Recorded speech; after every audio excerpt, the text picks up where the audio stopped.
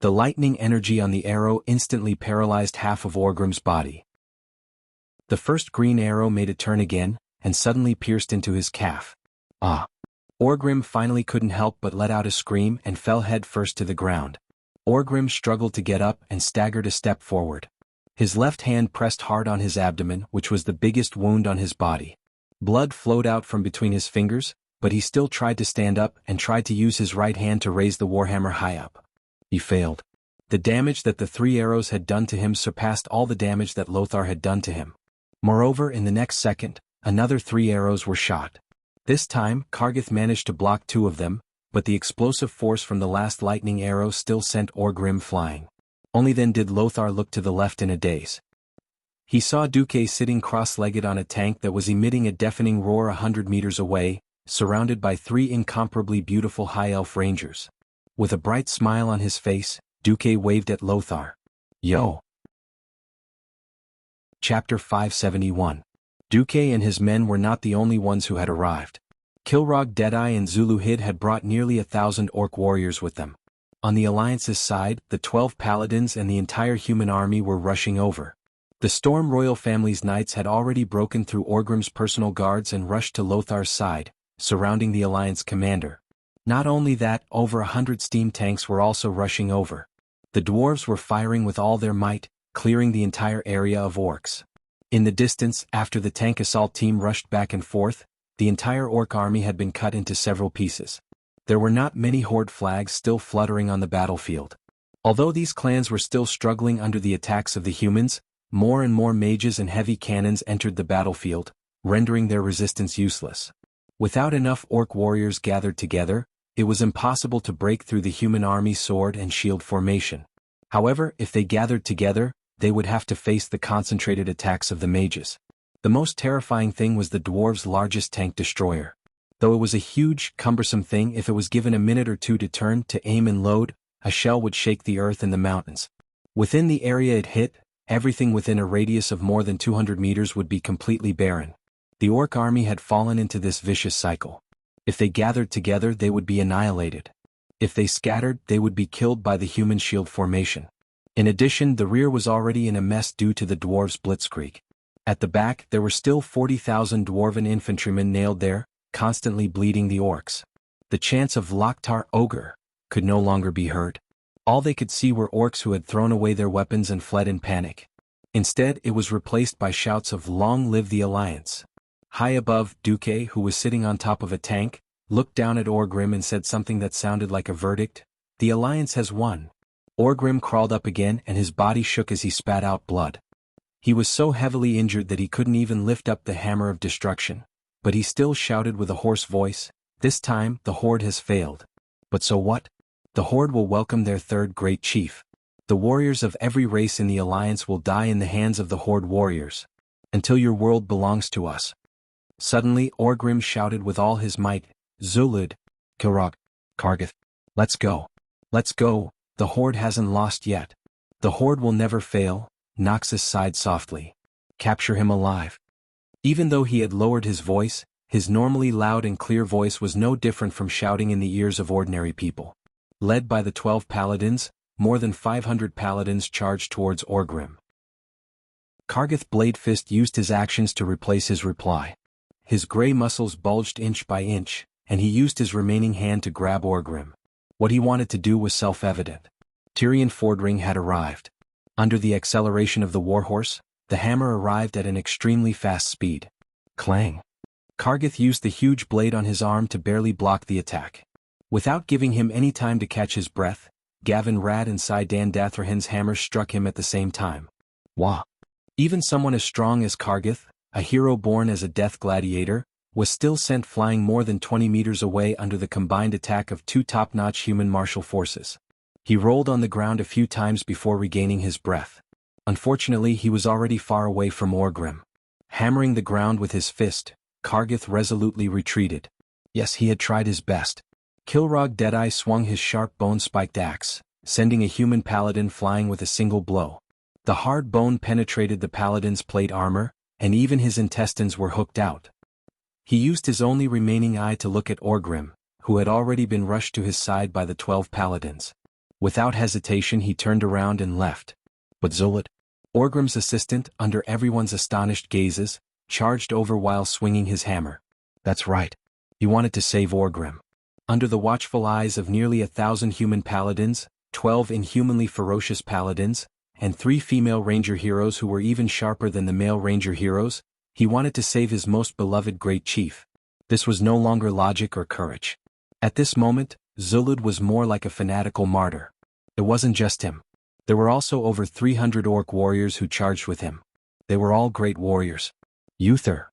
Noxus, who was panting, shouted at the paladin leader. There was no need to say more. Everyone understood. Duque raised his hands and pressed down on Servana's and Sasha's bows. Magni, who was about to order the cannons to fire, also put down his hand. This was the last battle of this campaign. True warriors transcended borders and even races. They deserved to be respected. Uther led a large group of paladins into a trot, and then the horses began to speed up. At this stage of the battle, there were no longer any paladins who still had a lance. The deciding factor was the moment they got close to each other, the paladins' horse-riding skills, and that fleeting moment of life and death confrontation. Closer. Closer. Even closer, Zulud's orc warriors had rich experience in fighting paladins. It wasn't easy to kill a paladin directly. Excellent paladins could dodge or use their cavalry shields to defend against most attacks aimed at their upper bodies. The orcs swung their hammers in arcs, and the lucky ones would be able to hit the paladin's head with all their might. Hundreds of paladins collapsed, and blood flowed out of their shattered skulls. Their limbs twitched as they died. The paladins would either fall to the ground pathetically and be killed by the orcs, or they would jump off at the last moment and roll on the ground before climbing back up to continue fighting. Most of the paladins would control the reins the instant before the orcs' hammers or axes hit their horses, allowing them to avoid death at the last moment. Then they would use the momentum of the horses to deliver a fatal blow. In the first clash, the Alliance and the Horde had a score of 118, 230. Uther perfectly blocked Zulud's attack, and his hammer that contained the power of the holy light smashed heavily on Zulud's right pauldron. Almost everyone who was paying attention to Zulud heard the sound of it shattering.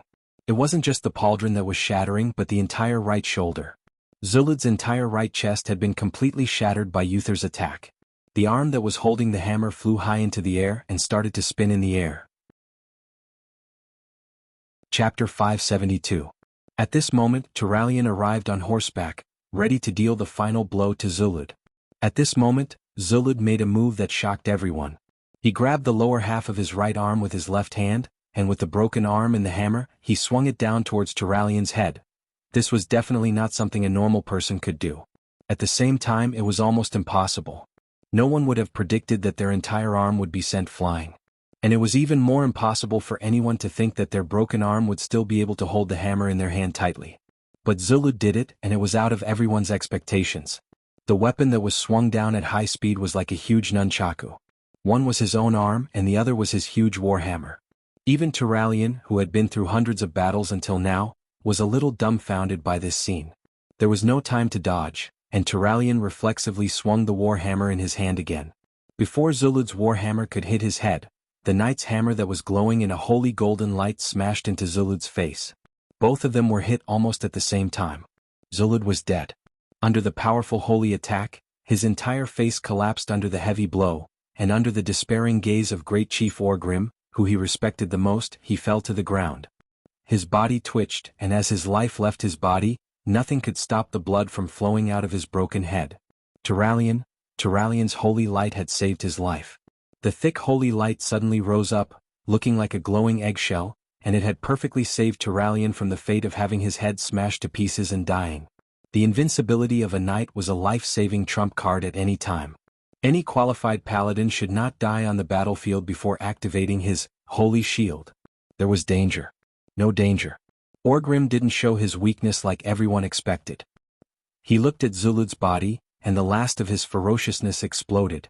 His injured shoulder could no longer lift the heavy hammer of destruction. Suddenly, he pulled out 2 daggers made from the teeth of an unknown giant beast from his waist and began his doomed attempt to break out of the encirclement. This method was hopeless and insane. Under everyone's gazes, it was Turalian who charged forward. He jumped down from his horse and swung his hammer. No one warned Turalian. Everyone knew that Turalian was a steady and thoughtful person. As expected, Turalian spun his hammer at the last moment and hit the orc great chief with the side of the hammer instead of the sharp tip. The well-timed impact knocked Orgrim to his knees and sent him sprawling to the ground. More than one person saw the rise and fall of the orc chief's chest. "You shall receive justice for your grave crime of slaughtering humans," he said to the unconscious Orgrim, the holy light still surrounding him. "You will be paraded in chains in every king city of the Alliance to atone for your sins." Uther came as well. Standing beside Turalian, Uther's body shone with a golden light that was brighter than the brightest sunlight. The orcs could either turn around and run for their lives, or they could only cover their eyes with their arms and cower in the blinding light. Coincidentally, the last orc who dared to rush forward to save their great chief was killed in the light. The holy light faded.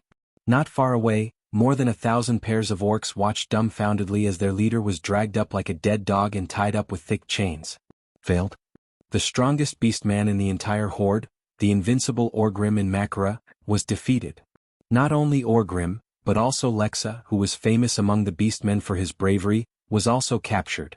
For the orcs who revered individual strength, this was a shocking matter that was enough to cause their beliefs to collapse. The great chief lost. Oh no, we lost. The great chief was captured. Ancestors. The strongest man in Makara was defeated. Not every human could understand the orc language, but that didn't stop them from sensing the fear and weakness in the orcs' cries. "Don't let them get away," Lothar waved his hand. That's right, the orcs weren't surrendering, they were running. Chasing after fleeing soldiers was a tradition since ancient times. The holy knights got on their horses again and chanted prayers while pointing their hammers at the orcs. Holy light shone from the eyes of the paladins, from their hands, from the hammers they lifted. The black scorched ground under their feet was illuminated by the holy light that gushed out from their bodies. Kill these evil beings, turn these rude and evil creatures into dust, and rid the world of their pollution forever. Uther shouted the Church of Holy Light's doctrine. He took the lead and charged forward, throwing out light hammers that were as blazing as the sun. The Holy Knight's Hammer of Wrath contained the Holy Knight's greatest rage against evil. This was the release of the rage in his heart, and it was a judgment from the Holy Light. Many orcs were still running away, and before they could react, they were killed by the hammers made of Holy Light. The Holy Knight's charge broke the temporary silence on the battlefield, and the other orcs and humans started fighting again. The rest of the Alliance's troops followed suit. The orcs fell into panic after witnessing Orgrim's defeat, and nearly 150,000 orcs tried to escape the battlefield. The steep terrain of the Blackstone Fortress was a huge trap for the orcs who were trying to escape. The first point of all fortresses was that they were easy to defend and hard to attack. The narrow terrain was the norm.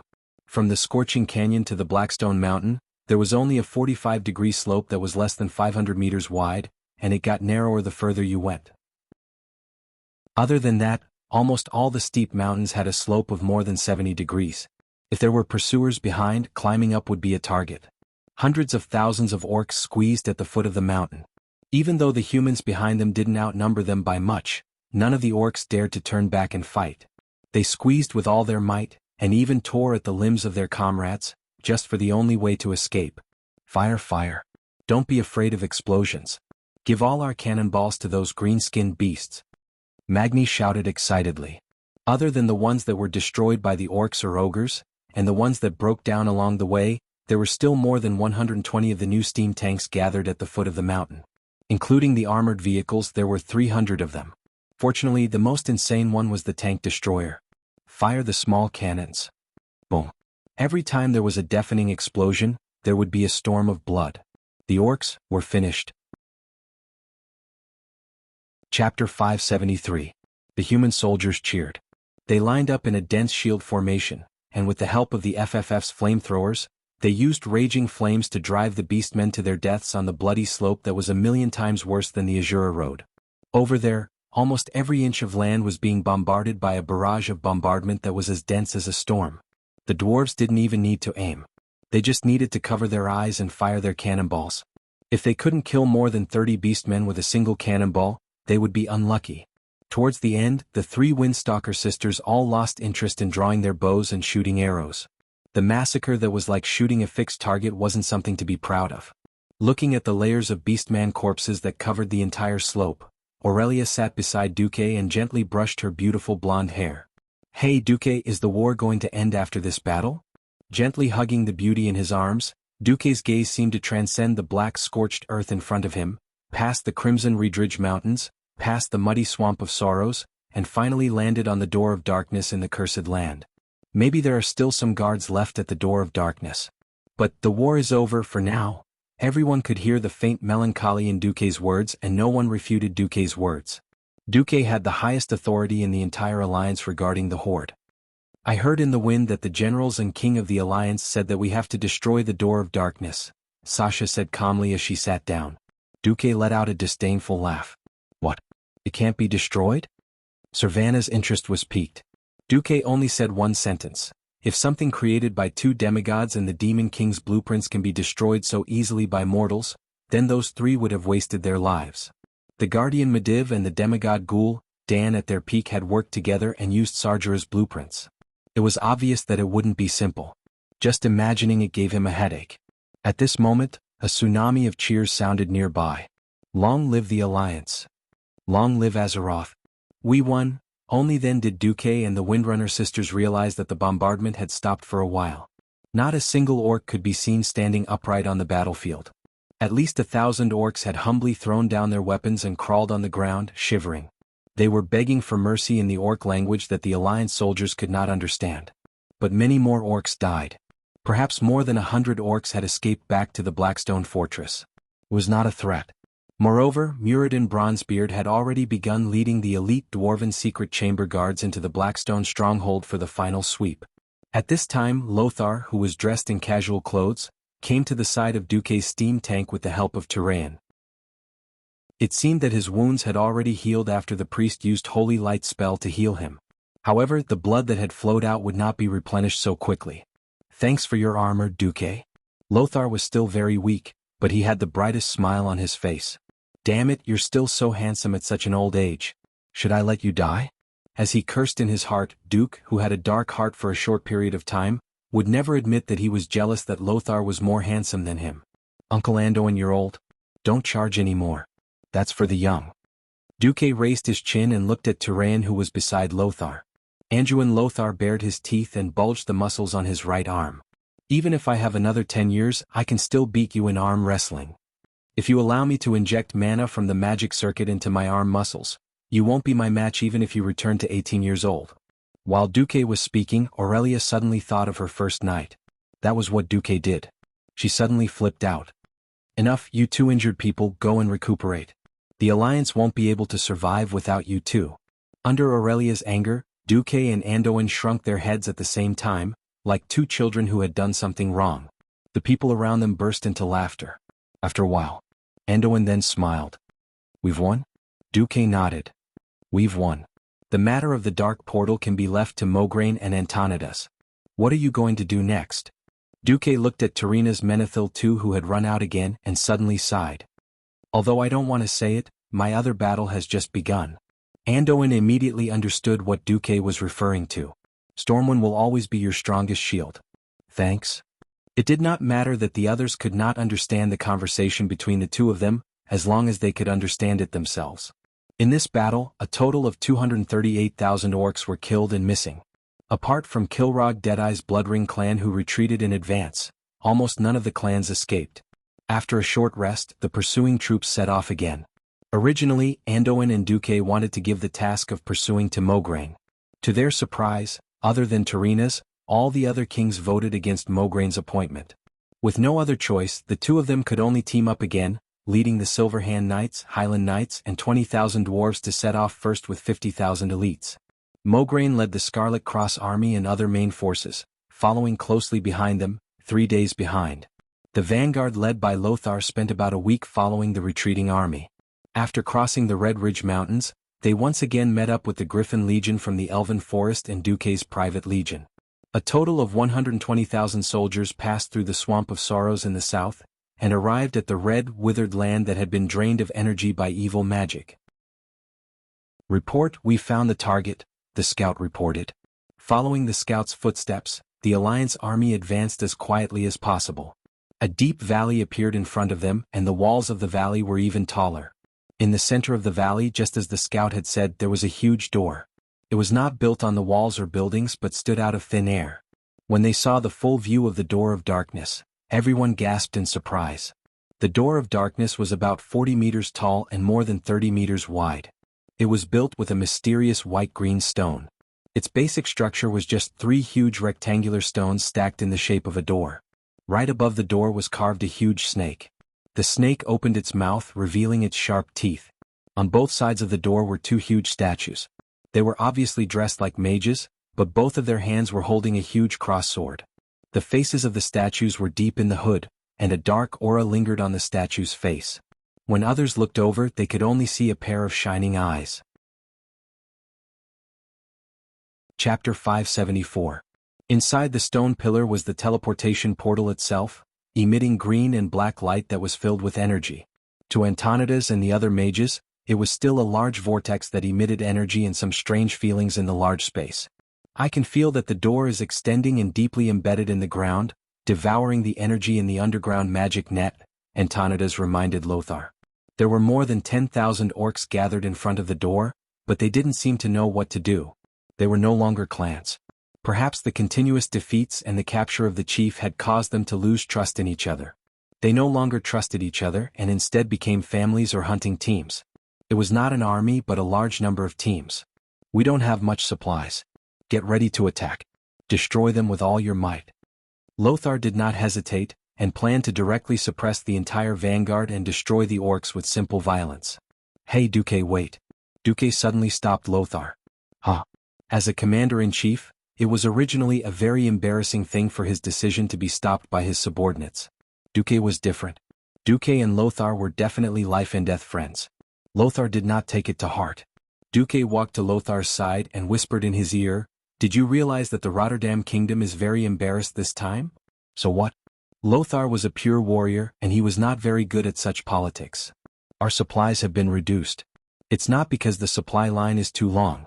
The people of Rotterdam reduced their supplies to the front line, citing that the supply line was too long. It sounded reasonable because Rotterdam was located in the north of the northern continent. In terms of distance, other than Quell the Loss, which was the furthest, no other country was further than him. At the end of the day it was because they could not get any benefits and had lost face. Hence, Turinas was in a bad mood. In the end, it became the army that attacked the Dark Portal, and most of the supplies were borne by the devastated Stormwind. Even after recovering Stormwind territory, Duque had already used cement to build a road from Stormwind City to the west through the entire Elven Forest, but there were still many problems. Because the Red Ridge Mountain was newly recovered, the remaining road from the Red Ridge Mountain through the Swamp of Sorrows to the Blasted Lands was still extremely dangerous. The Red Ridge Mountain had many mountains and narrow roads. The Swamp of Sorrows was a bad road. If one was not careful, the wheels would get stuck in the mud and could not get out. Lothar frowned and pondered over Duque's words. How do you think we should fight? Didn't Duke Charmas mention why he doesn't allow some orcs to mine in a casual conversation? Everyone knew that Duke Charmas was King Turinas' trusted aide. His opinion was the same as Turinas. King Turinas was too embarrassed to say it out loud, so he let him test the other countries. In this life, history had changed a lot. In the original history, Lordaeron did not suffer as much losses. The Alliance had captured many orcs as captives. Turinas proposed to set up orc prisons in the various countries in order to drag down the other allies. Because of Duque's involvement, Lordaeron had suffered a huge loss. It was fun when they were fighting for military merits, but the loss of people made Turinas feel the pinch. In the Battle of Blackrock Tower, Lordaeron lost more than 60,000 people. It was foreseeable that in the next few years, many fields in the territory would be unfarmed, not to mention mining and other dangerous industries. Turinas had an idea. Should he get some orcs as miners? If not, he could bring more orcs as captives and parade them around Lordaeron. That would appease the people. Lothar was a noble person. He disliked killing captives and women, even if they were orcs who had committed the crime. However, Lothar was not against the idea of using orcs as miners. It had been proven time and time again that Duque's foresight was much better than his and Lang's. Lothar smiled. Then, do you want to fight this battle? I'll do it. After Duque agreed, he waved at Magni. Magni, time to work. Okay.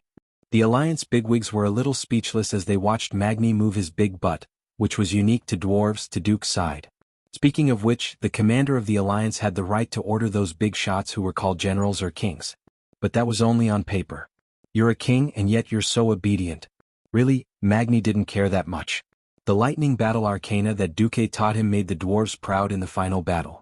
Didn't you humans always brag that humans were the main force of the alliance?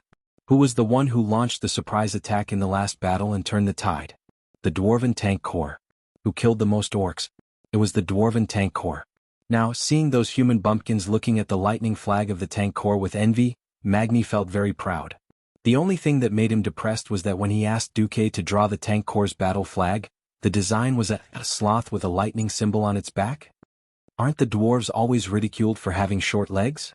Now, as long as you drive a tank and overtake the sloth flag, who would dare to laugh at you dwarves for running slowly? That was the logic, but it still felt a little lacking. Forget it, who cares? In the Battle of Blackrock Tower, the Lightning Tank Corps killed more than 150,000 orcs. Such a great achievement was enough for the dwarves who loved to brag in taverns for thousands of years. Then the cannons roared and the tanks shone brightly. Sitting on the top of the tank at the front, Duque held Nyo in both hands and projected a huge blue Phantom Storm flag on the tank. It was the exact same Grand Duke Marcus Storm flag. It was once stuck in Stormwind City, causing 100,000 orcs to die in a sea of fire. It was once stuck in South Shore Town, causing 100,000 orcs to die at the beach. It was once stuck outside Silvermoon City, causing 100,000 orcs to not dare to advance. It was also in the Battle of the Scorching Canyon, hovering above a group of steam tanks, witnessing the death of 100,000 orcs in that apocalyptic bombardment. It was the nightmare of the orcs, and it symbolized the god of death of the humans, Duke Marcus. Just the appearance of this flag made tens of thousands of orcs tremble uncontrollably. Duque's voice was amplified by magic and resounded throughout the battlefield. It was a broadcast in orc language. I am the Storm Grand Duke Duke Marcus, and I declare for the last time that all orcs will be spared if they surrender. Otherwise, cry, shout, then die, ha. The domineering evil declaration was full of arrogance and terror. If not for Duque's actual achievements, this would just be the barking of a mad dog. But this was the declaration of that Duke Marcus. 1, 2, countless of them. The orcs dropped their weapons and knelt before Duque as if on a pilgrimage. They lowered their arrogant heads that they thought they would never lower and prostrated on the ground. Many years later, on that day every year, countless old orcs would still recall the terror of being dominated by the great demon god Duque, as well as the humiliation of being helpless in front of the demon god Duque. Chapter 575. They had thought that there would at least be a battle, even if it was a small one. Who would have thought that under the witness of the Alliance's leaders and countless soldiers, the ferocious beastmen, would surrender without any backbone? Just because of Duque's words and the blue storm war flag fluttering behind him. 12,000 beastmen had surrendered. They had the most ferocious appearance, the muscles of wild beasts and the weapons that could kill wild beasts. How could they surrender just like that? No. It shouldn't be like this. It shouldn't be like this. In the Alliance's army, a tall and burly figure let out a low sob. When 100,000 beastmen died in the sea of fire, he did not cry. When another 100,000 beastmen hid in the belly of a fish, he did not cry. When huge failures came one after another and hundreds of thousands of his compatriots died, he did not cry. Because he knew that no matter how many died, the beastmen were still the beastmen he knew. The great and rebellious race that still stood in the world with their violence and bravery under the most difficult circumstances. Now, more than 10,000 people had bent their knees and lowered their heads, which they had never lowered to anyone before, even before they had fought with the enemy. Are these still the beastmen I know? Are these still the beastmen who dared to charge at the Gorons and ogres who were countless times stronger than them? Even when a thick chain pierced through his shoulder blade, and he was restrained by a huge metal torture device, and locked in a specially built prison cart, Orgrim did not show any signs of fear. But at this moment Orgrim let out a cry that sounded like a howl. He screamed at the top of his lungs in beastman language. Stand up, beastmen.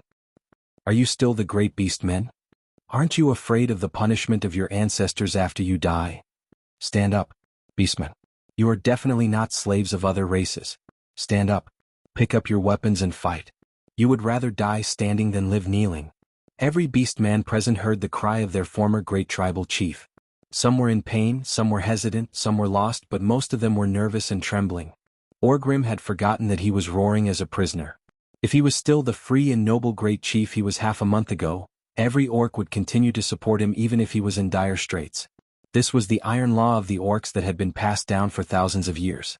Either you use Makara to defeat your chieftain and make yourself the law, or you obey everything even if you die. Now, even the great chief had become a prisoner of the humans. What hope do we have for ourselves?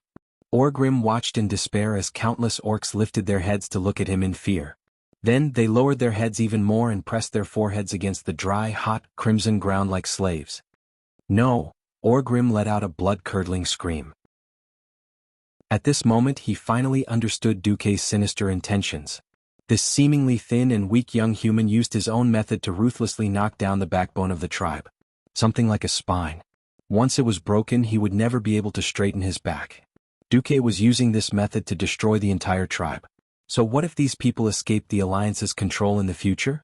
They would only remember the fear of the Alliance and Duque. They would only live in fear. They would never have the confidence and will to fight against the Alliance. No. Orgrim sat down weakly. It's over. It's over. Everything is over. He muttered. In this moment of despair, Orgrim did not think of himself or his tribe. Instead, it was the last hope in his heart. Yes, Gael. The bloodline of his best friend, the former chief of the Frostwolf tribe, Durotan. He had sent people to the world beyond the Dark Portal and returned to Nagrand. After asking the great shaman prophet, he found out about the tribe's last hope. At first, he did not know what the prophet meant by the tribe's only hope. He only instinctively sent the few sword saints of the Fireblade tribe to protect his best friend's son. Now he knew. It was a joke to put his hopes on a beastman baby who was not even 2 years old. Unfortunately, he helplessly realized that this was his only choice. Only the Frostwolf tribe and Warsong tribe, which had not been completely destroyed by the Alliance, could form the backbone and soul of the new tribe in the future. Orgrim's cries gradually died down. He was careful to hide his hope. He did not even dare to look at Duque. He was afraid that this young and terrifying human who seemed to have predicted everything would discover his last secret. Behind him, Noxus heaved a sigh of relief. He waved his hand and 10,000 Alliance soldiers rushed forward to control the beastmen. There was no war without sacrifice. Now that the situation was set, every additional Alliance soldier they brought back to their home was another member of their family. Anduin Lothar was a man who understood sacrifice and the reproduction of his race. Just as Noxus was about to suppress the beastmen, Duque waved his hand. What? Duque said calmly. I want to plant an indelible fear in the hearts of these beastmen. This is more effective than any shackles or torture. Oh. Duque turned his head and looked at the most special king of the Alliance, President Kirin Tor, whose silver-white hair and beard fluttered in the wind. Master Antonidas, can you seal the Dark Portal now? Antonidas rode over on horseback. After he dismounted, he spread out his magic senses and carefully sensed it. After a while, he showed a bitter expression. The energy of the Dark Portal is too great. I'm afraid something will happen to me alone. Even though the Dark Portal was no longer in a high-energy state that could transport soldiers from Draenor, it was still something created by 2 demigods. If something went wrong, there would be a huge explosion, and all living things within a few kilometers would immediately be turned into ashes. Antonidas naturally thought of Duque. Duque, do you remember the time at Alterac? Antonidas said very softly. He was actually referring to the huge ice tornado that had wiped out hundreds of red dragons. That was the first time the two had worked together perfectly. In a sense, even though Duque could not mobilize such a huge amount of magic, Duque's ability to manipulate magic. Even if Antonidas did not want to admit it, he had to admit that Duque's manipulation was above his. Antonidas's suggestion was actually to let Duque lend a hand again. Chapter 576. Oh, it's okay. Alexstrasza knows.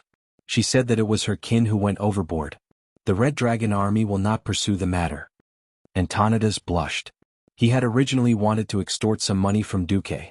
Alright, I'll let you have it easy. You can perform and help me control it. And so, Duque stood on top of the tank looking like he was about to cast a spell. Archmage Antonidas, on the other hand, was hiding in the tank doing the dirty work.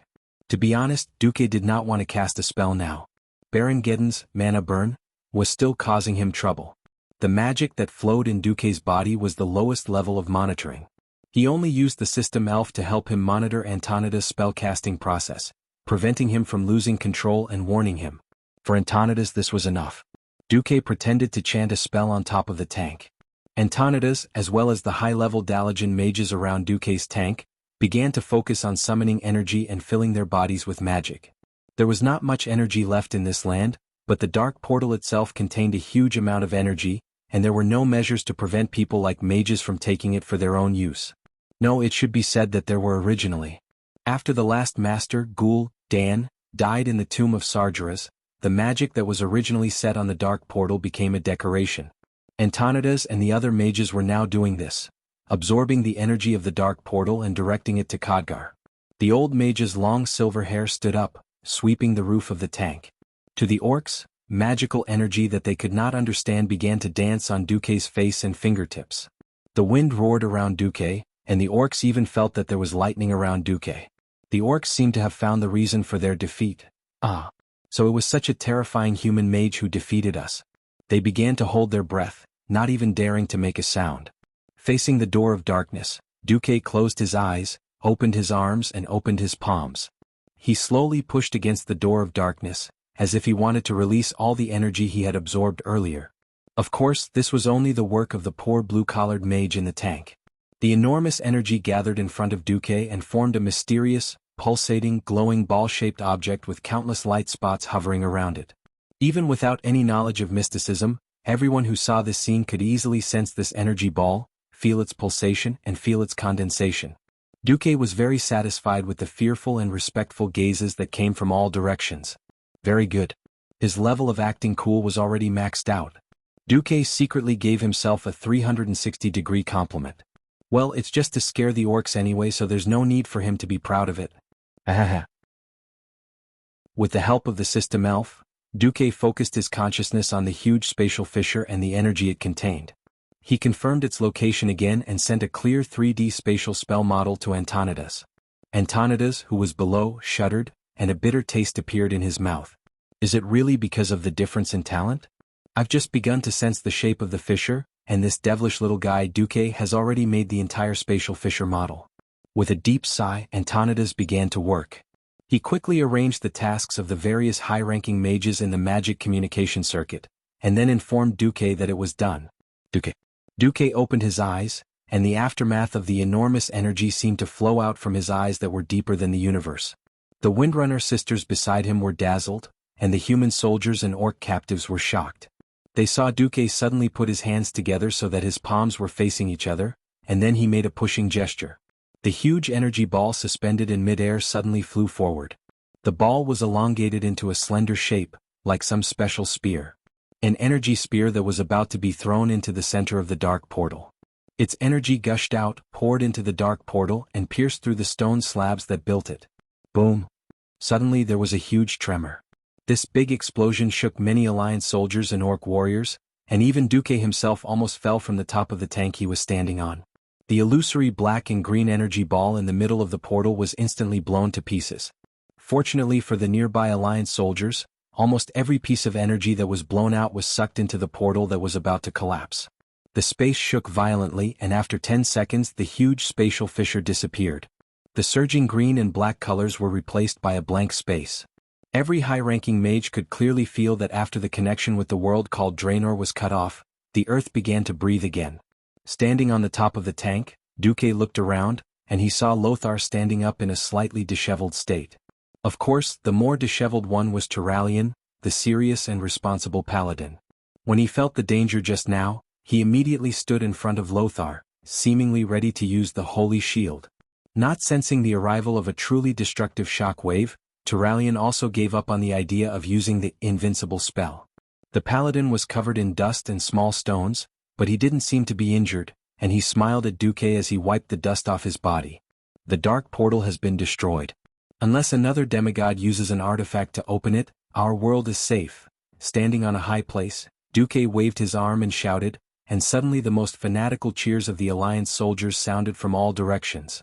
We are safe. The war is really over. Long live Duke Marcus. Long live Anduin Lothar. Long live the Alliance. Ha ha ha. Victory. We finally won. Whose tears were flying? Which man who had lost his loved ones was laughing? The war at the dark portal that lasted for 2 years finally came to an end. Although it did not last long, this terrifying war had engulfed the entire Eastern Kingdom. Every intelligent race on this huge continent was involved in the war. From the southernmost Stormwind to the northernmost Kuel Salis, Every family had experienced blood, tears, sorrow, and pain. However, now this damn war was finally over. People cheered excitedly, revealing a long-lost smile from the bottom of their hearts. Everyone smiled and really relaxed their nerves. Chapter 577. The bitterness of failure spread on the lips of every orc. Many of them had come with the idea of conquering a wider world and obtaining a more fertile land for their clans. The cruel reality mercilessly knocked them down. The alliance of intelligent races known as humans, dwarves, and high elves was a cut above the horde. They were kicked from the position of great conquerors to the position of captives. The joy of victory spread in the hearts of every member of the alliance. People were cheering and hugging each other everywhere. Everyone patted each other's shoulders and celebrated their victory. They were celebrating that they had safely survived this terrible war. Aurelia looked at Duque's side profile and felt a surge of excitement that no one else could understand. As one of the biggest witnesses of Duque's miracle, she had watched Duque walk step by step from a penniless mage apprentice to a hero of the alliance. She still remembered that 2 years ago, Duque was still a little boy who relied on the mage apprentice handbook that she had given him to start his career. Then she had spent 3 months in prison for this despicable guy. No matter how many times she thought about it, she still felt that it was hateful. Then this guy appeared as the perfect savior for Kuel Salas, who was on the brink of death, and saved the entire High Elves kingdom in one fell swoop under the gaze of the Silver Moon Council and Sun King. What was it about Duque that deeply attracted her and made her heart, which had been silent for countless years, so excited that she was willing to do anything for him? Was it the wisdom and vision that far surpassed the mortal world? Was it the shocking aura that forced tens of thousands of soldiers to retreat with a single flag? Or was it the prestige that made tens of thousands of enemies surrender at the sight of a flag? No, it was neither. Or perhaps it was both. Women were complicated and contradictory creatures. Aurelia didn't know anything else. At this moment, she only knew that she loved Duque to death. "Hey Duque." Aurelia suddenly spoke. She had an urge to kiss Duque, but at least 30,000 pairs of eyes were looking at them. This made her, who had always been dignified and elegant, feel embarrassed. She was wondering if she should let Duque go down to the tank. Who knew? "Duque, I love you so much." Yes, something happened that made Aurelia angry, but also a little unable to vent her anger. Ignoring the gazes of tens of thousands of people, or perhaps it was because of her flamboyant personality that she dared to love and hate, Sasha actually made the first move. She held Duque's face, and under the gazes of tens of thousands of Alliance soldiers, she started kissing Duque passionately. Oh, mm. At such a close distance, no matter how loud the noise was, Aurelia could still hear the sound of her lover and her sister's tongues intertwining. Looking at third sister's face, which was extremely similar to hers, falling into a passionate kiss, and looking at the passionate crimson blush on her cheeks and neck, Aurelia actually felt as if the person who was kissing was herself. Unknowingly, Aurelia leaned over as well. At this moment she was startled by the sudden loud noise. "Oh, Sir Marcus, well done. Beauty and hero. Ah, that's clearly a hero and a hero, alright? Lady Sasha has killed more orcs than your leg hair." There were people laughing, jeering, yelling, and all kinds of things. Sasha didn't care and continued to hug Duque's neck tightly, kissing him passionately. "Isn't Sir Marcus and Lady Aurelia? You don't understand. Elves are very open-minded. It's very normal for 2 women to share a husband, or for a woman to have 4 or 5 open lovers." "Oh, then Sir Marcus kissed Lady Aurelia too?" "Yes. Kiss. If it was in the past, under the seemingly relaxed but actually strict hierarchy, those fellows would definitely not be so presumptuous. Now, no one expected that the one leading the jeers was actually the seemingly old-fashioned young general, Reginald Windsor. With someone taking the lead, naturally there were even more jeers. Kiss. With Duque's private soldiers taking the lead, the shouts were almost uniform. Aurelia couldn't hold back her embarrassment. On the other side, after hearing everyone's shouts, Sasha reluctantly let go of Duque. "Here, you're my big sisters now." After saying that, she even stuck out her tongue mischievously at her big sister, and then licked her red lips, looking as if she hadn't had enough. She wouldn't have let go of Duque if not for everyone's request. Kiss. The cheers of the rowdy bastards soared to the sky. "No, Duque, I still don't think it's good." At the crucial moment, Aurelia's reservations flared up. At the crucial moment, Duque's dominance leaked out. He forcefully grabbed Aurelia's waist with his left hand, and locked his right hand tightly with hers. Then he kissed her deeply. Oh! The tens of thousands of onlookers were happy. Satisfied. They all let out all kinds of strange cries and some even clapped. Aurelia was clearly embarrassed, but she was surprised to find that she enjoyed this feeling. The slightly rebellious feeling at the moment of celebration wasn't bad either. Standing behind Duke, listening to the tsunami-like cheers, sensing the support and trust of millions upon millions of people towards Duke, Savannah suddenly understood a little why his proud and arrogant eldest sister and his most curious and intuitive third sister would fall in love with the same man. It was simple because the person before them was the great hero of the Alliance, Duke Marcus. His name was a legend. His name was a holy one. He and the heroes of the Alliance who fought alongside him were destined to become an indispensable part of the glorious history of the Alliance. The war was over. The Alliance had won. The world of Azeroth was safe. Even if it was only a temporary safety. This didn't stop the entire world of humans, dwarves, and elves from celebrating this glorious and great victory. From the southernmost Stormwind kingdom of human civilization to the northernmost quelled the loss of the High Elves. From the westernmost Kull, Tyrith that was alone in the sea to the easternmost Stromgarde that had just begun to rebuild its homeland. The news of the victory grew wings and spread throughout the entire eastern kingdom. In the taverns, during their leisure time, the most talked about was naturally the heroic epic of the legendary wizard and extraordinary commander Duke Marcus. Next was the Alliance commander Anduin Lothar, who dared to fight on the front lines. The Silver Hand who dared to launch a fearless charge against 200,000 orcs with a mere 12 riders. Uther, Tyrion Fordring, Sidon Dathrahyn, Turalion, Gavin Rad Misfortune. These 12 paladins would become synonymous with courage for a long time to come. Mograine and Abendis, who still followed their duties and fought to the death on the front lines, also became the idols of countless young people. And Dalen Proudmoore, Langrin, Salash Trollbane and Tonidas, these kings who fought on the front lines, all of their names would become holy. Chapter 578. Many people thought that fighting a war was a tough job. No, in fact, rebuilding after the war was a tough job. Thanks to Dudian's planning and ruthlessness, the number of orcs that were captured was far fewer than in history. No one knew exactly how many orcs there were. Perhaps even Orgrim himself didn't know how many orcs had come to Azeroth through the Dark Portal.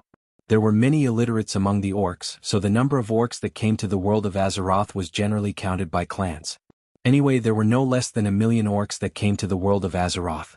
Other than the 20,000 or so orcs who had followed Kilrog, Deadeye, Kargith and the other chiefs to flee in panic, most of the orcs had perished here.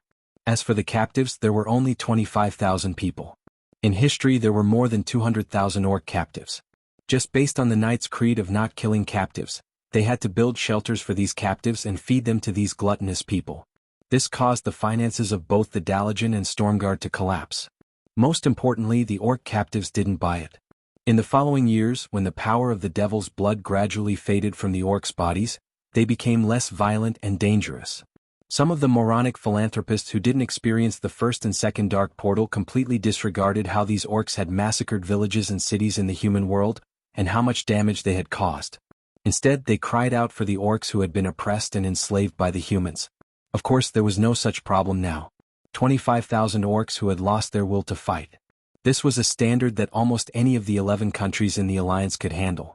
Moreover, according to Duque's suggestion, other than the broad-minded Rotterdam who was willing to accept 15,000 of them, the rest would be shared equally by the countries that didn't suffer serious losses.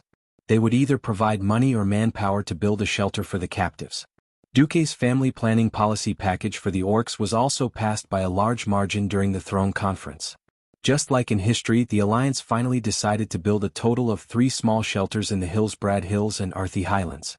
Duque got Lang to agree to lend all of Stormwind's ships to Daelin temporarily, as Daelin wanted to bring a large force to Stranglethorn Vale to cause trouble for the goblins and the Blackwater pirates. It was because of these greedy goblins that the Horde had a large number of warships, almost causing the Alliance to fall.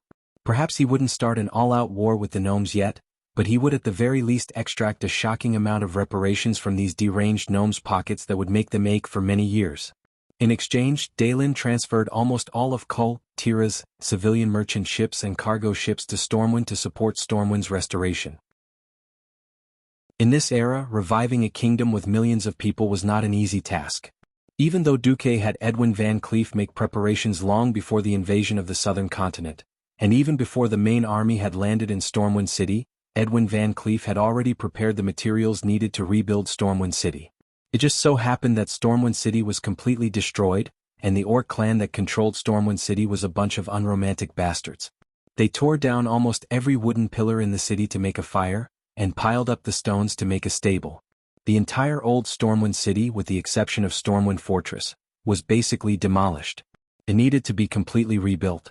Rebuilding Stormwind City, as well as over 100 residential areas in the Elven Forest and Twilight Forest, was definitely a huge project.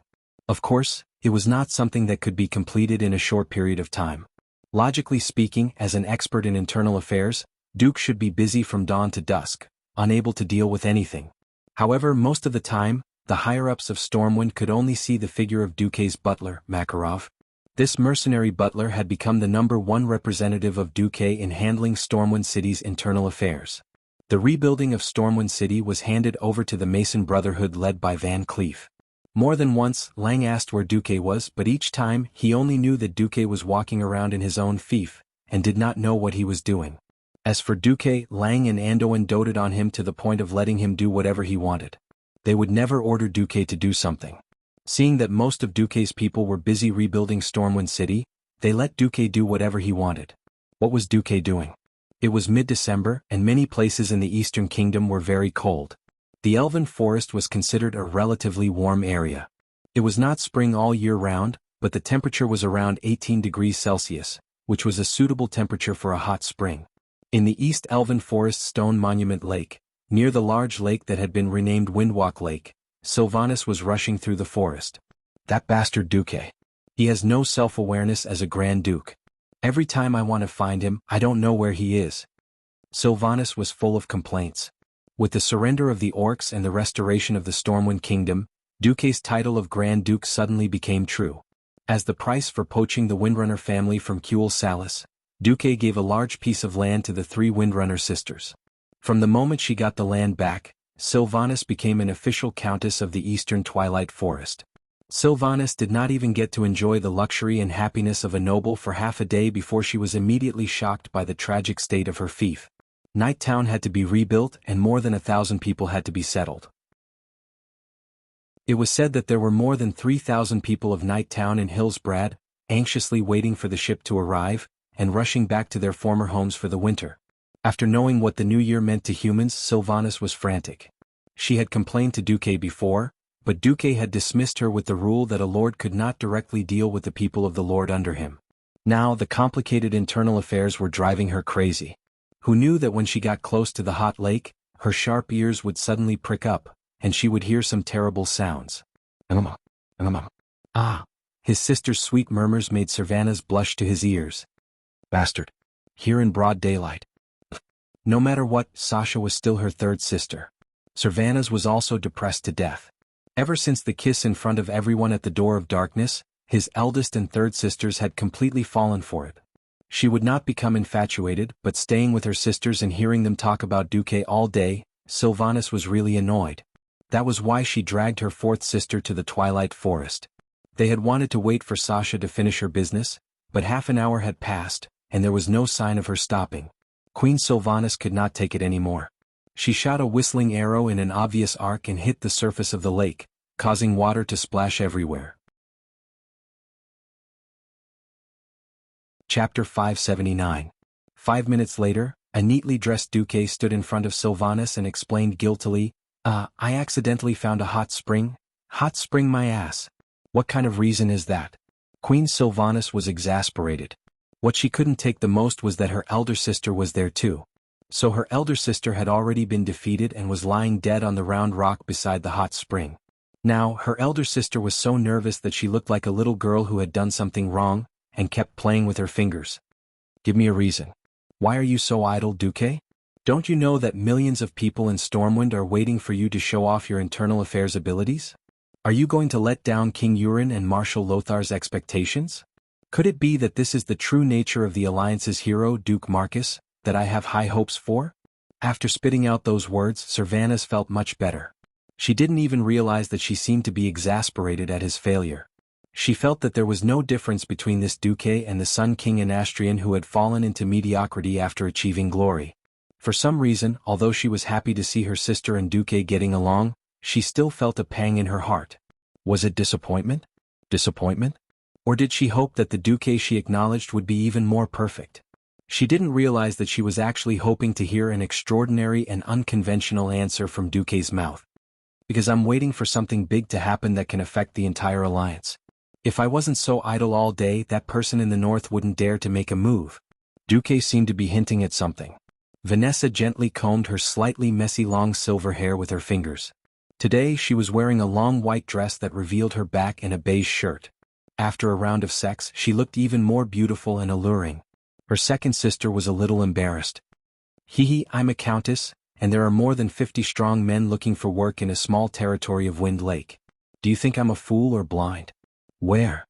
Queen Sylvie asked. Unlike Sasha, who did as the Romans do, Illyria was still wearing a standard ranger outfit, but because the weather was a little cold, she wore a slightly tight-fitting green leather coat. I only know that they're from the northern Lordaeron continent. They all had very good excuses or cover-ups, but unfortunately, none of them knew that third sister and I could easily hear conversations from 1,000 meters away. Is it serious? Servana subconsciously weighed her quiver. Ever since the end of the war, she could hardly find a use for her bow and arrows. Duque smiled and hugged the waist of the two beauties on his left and right, causing them to rebuke him. It's not the kind of battle you think it is. It's meaningless to get rid of these spies. In any case, what they wanted to confirm was that I won't interfere. It just so happens that I'm willing to spend some time with Aurelia and Sasha. What is it? Looking to the north, Duque sneered, a war without smoke, swords and magic. Damn it. It's politics and schemes again. Servanas knew that it had nothing to do with her. Or rather, it had nothing to do with the Windrunner sisters. In fact, in the game's history, if she hadn't experienced that tragic death, Servanas wouldn't have awakened her talents for schemes. At this moment in time, she was still the slightly rebellious Windrunner ranger who loved nature and beautiful things. No. Actually, this has something to do with you. Duke wagged his finger a little proudly. Do you think it's comfortable to live in a wooden house built on the ground and made of chopped wood? Are you happy?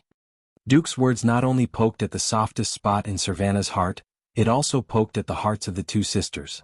With Duque there was love and many things they began to learn, get used to and overcome.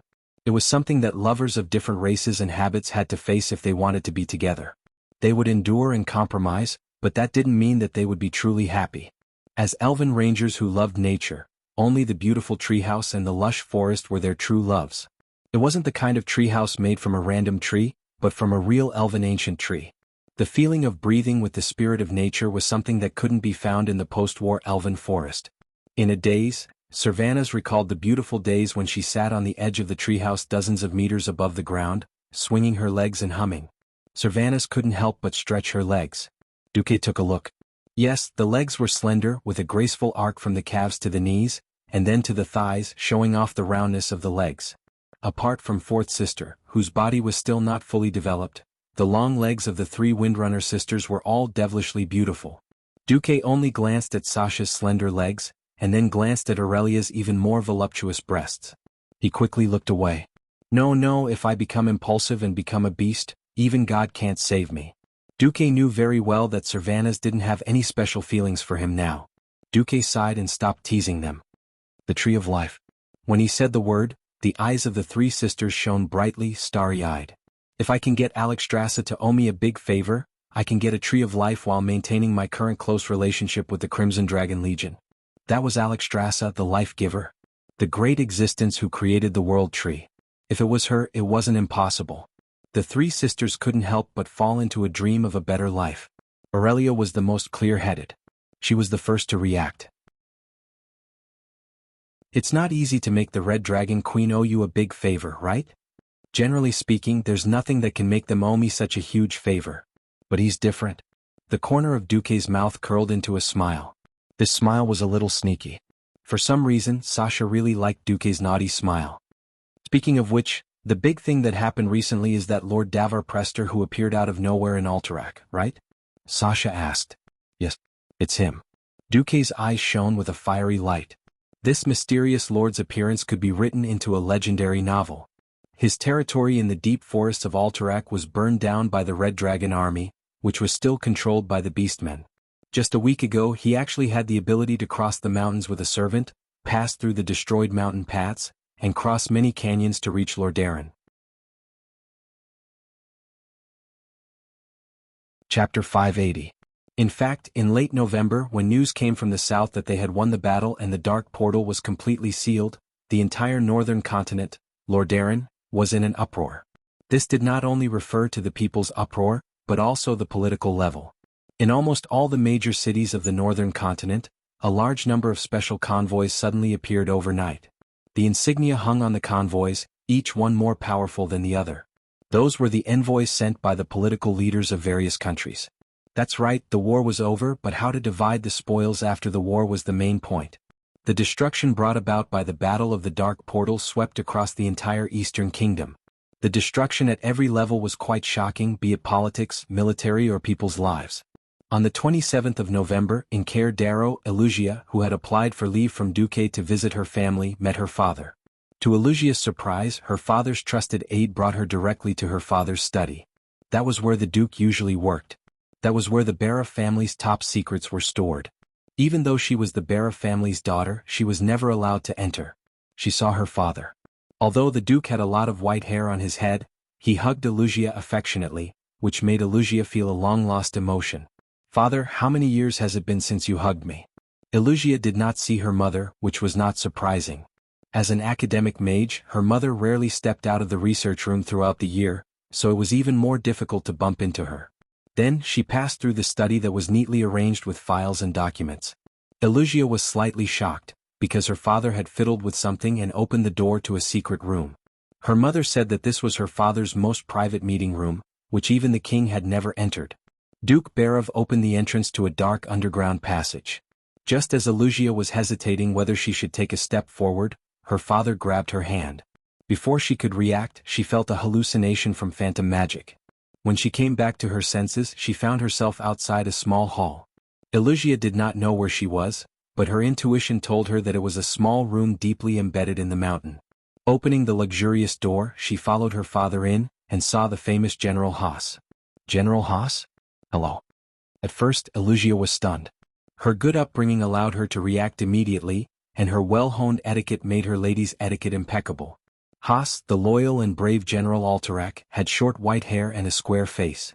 Ever since King Eden's rebellion against the Alliance failed, he had been leading the remaining Eagle Knights of Alterac to fight on the front lines against the Horde. Not being able to participate in the final battle of Black Rock Mountain was one of his biggest regrets. More than once, he sighed in public about not being able to participate in the final battle. However, why is General Haas here? "Elugia, I'm discussing with your Uncle Haas how to maintain Alterac's independence under the threat of Rotterdam." "The threat from Lordaeron? Independence?" A series of nouns with a sense of unease emerged, causing Elugia's heart to skip a few beats. Under the gaze of the two elders, Elugia knew that they were waiting for her reaction. Is the situation really that bad? "I know Tyrrhenus. His kindness on the surface cannot hide his ruthless nature. He will make a move on Alterac, and this is the only chance to make up for Rotterdam's losses in the war." General Haas's voice was clearly heavy. It was hard to believe that this was coming from the mouth of a pure warrior. Duke Barav continued, "We have analyzed many scenarios, and the most ideal one is for you to be crowned the Queen of Alterac." "Crowned? Queen?" Elugia was so shocked that all the muscles on her beautiful face froze. "I'm sorry. I don't understand. Why do you want me to be a queen? Child, do you like Duque?" Another voice floated in from outside the door. Elugia immediately recognized it as her mother's voice. Duke Barav and Haas were not surprised by Janice's entrance. "Duque? Which Duque?" Elugia lowered her head in panic, not daring to look her mother in the eye. "There is only one Duque in the Alliance." Janice did not give her daughter a chance to play dumb. The elegant Duchess's smile was a little bitter. "Because only Grand Duke Marcus can save Alterac from the fate of being annexed. They hope to make you the Queen of Alterac when the bloodline of the Alterac royal family is cut off. That way you will have enough status to marry Duque." Duke Barav continued, "I know that the Queen of Alterac is not very valuable, but for a Grand Duke it is just right. If the marriage is successful, then Stormwind's army will not be completely withdrawn. With Duque's private army, unless that old bastard Tyrrhenus dares to risk splitting the entire alliance and start a war with us, he will have no choice but to recognize Alterac's independence.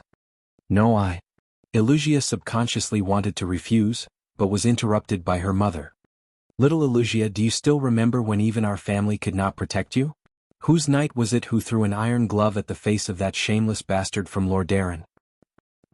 Elugia could not help but laugh. That's right, it was Duque. Recalling that scene, Elugia's heart was suddenly filled with warmth. This was a warmth that she had never felt in her own family. Duque and Miss Aurelia have already, and Miss Windsor. In fact, Elugia did not even know how to describe Duque's messy affairs. Duke Barov said, that's not important. The relationships between high elves are often messy. The important thing is that the human world only recognizes marriage between human high nobles. But Elugia was still very hesitant. There are no buts. There is only one important thing now. Are you willing to marry Duque? And is Duque willing to officially marry you? Her mother's words made Elugia feel as if she had been struck by lightning. She was completely stunned. We will give you 2 days to think about it. At this time, the higher-ups of the Barov family did not know that in just 2 days, their plans were all in vain. While they were plotting to maintain Alterac's independence and convince Elugia, Duque, accompanied by Alexstrasza, secretly met with someone no one expected him to meet, the Bronze Dragon King Nosdormu. Chapter 581. Duque was elated because he had finally defeated the orcs and allowed Lothar to escape his fated death. The well-being of a close friend was more important than anything else. Think about it, the wise Ryan Rin who never tripped anyone up, and the devoted Anduin Lothar. How much help would their safety bring to Duque's future plans? Duque was very unhappy because the system had given him a terrifying notification that was comparable to a magnitude 10 earthquake. Congratulations, host. You have become an important member of the Azeroth, a special existence crowned as a hero. However, because you have repeatedly saved important people who could influence the course of time and space, the similarity between this world and the world of Azeroth that you are familiar with has decreased. The current similarity is 76%. Warning. Warning. Your modification of the course of time and space has exceeded the critical point allowed by the Bronze Dragon Clan. The Bronze Dragon Clan from the future is likely to launch a correction attack against you. At this moment, Duque felt a pain in his balls. How could I have forgotten about these guys? The Bronze Dragon Clan in the world of Azeroth was a typical neutral clan.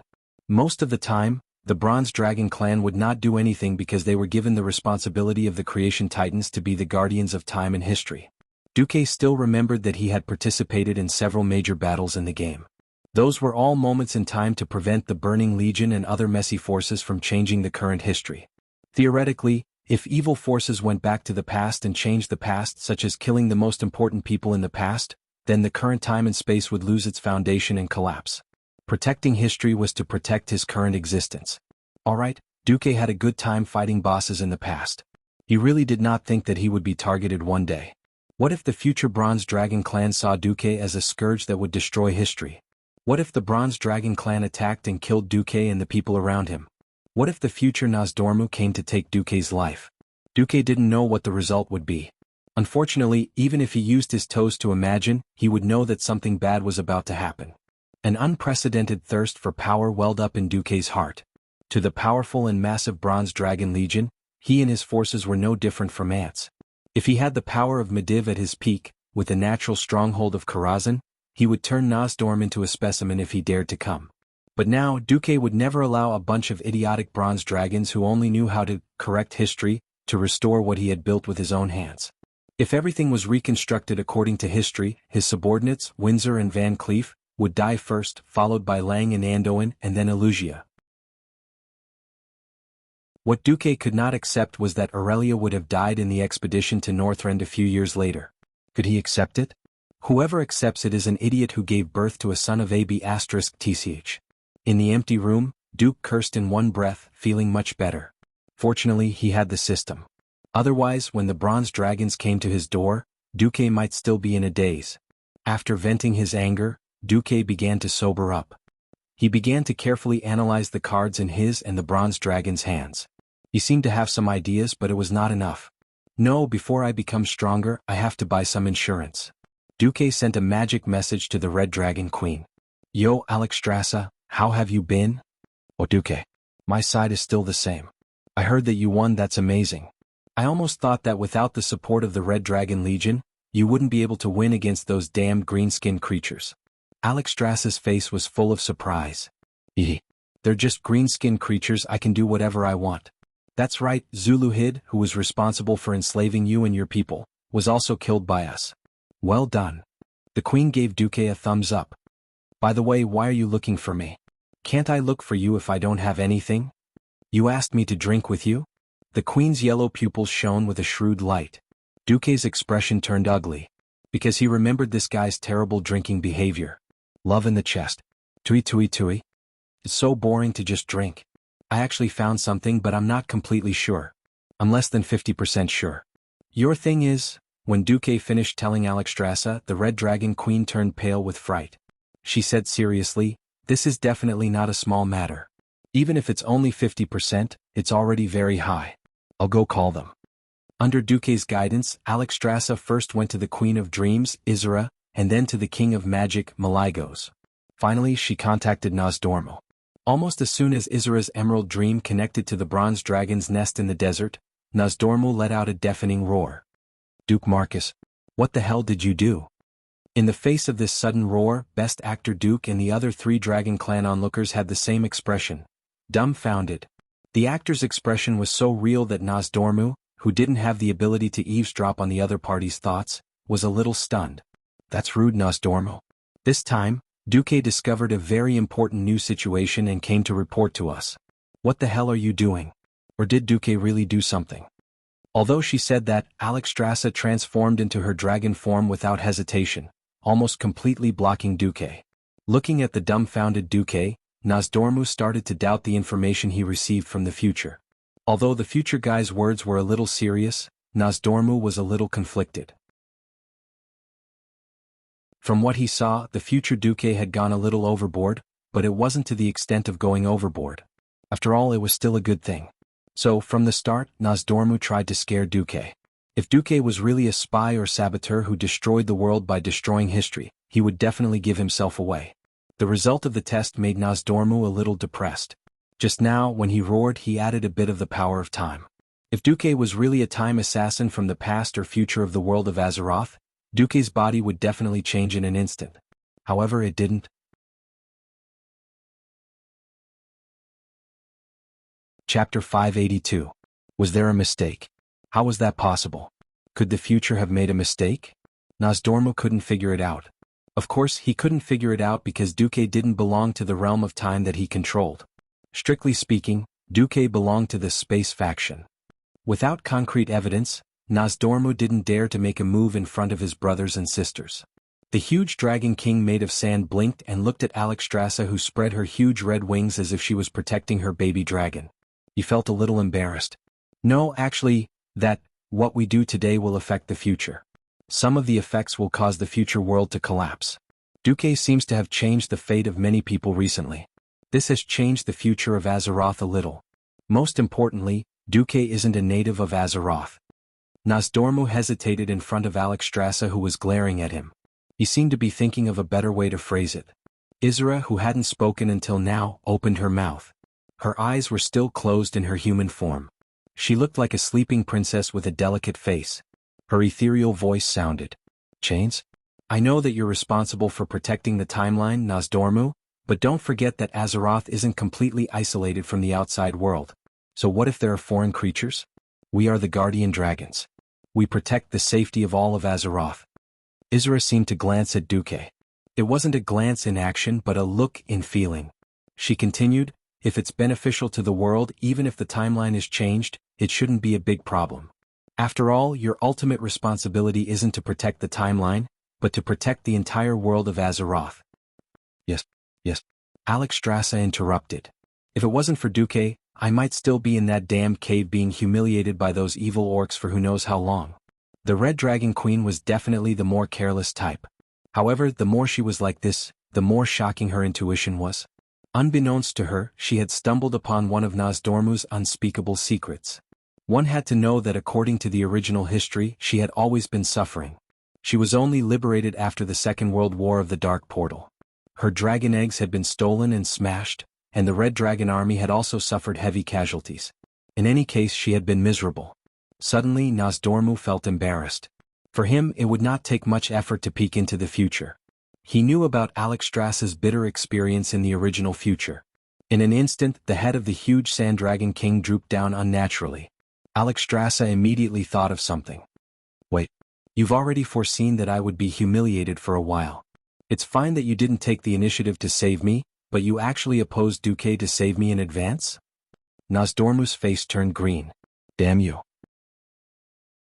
I hate those female dragons with such strong instincts. They brought this upon themselves. Maligos, who was watching from the side, opened his mouth wide while Isra gently held his forehead. Well, the days of being imprisoned were still vivid in her mind. Alexstrasza, who had not yet vented her anger, flew into a rage. She flapped her wings violently and pounced. I bite with my dragon teeth. I flap with my dragon wings. I attack with my dragon claws. I sweep with my dragon tail. Nosdormu, who knew that he was in the wrong, was beaten up like a grandson. His neck was bitten off. Of course, for Nosdormu, whose body was made of the power of time, the body made of sand was actually just a decoration.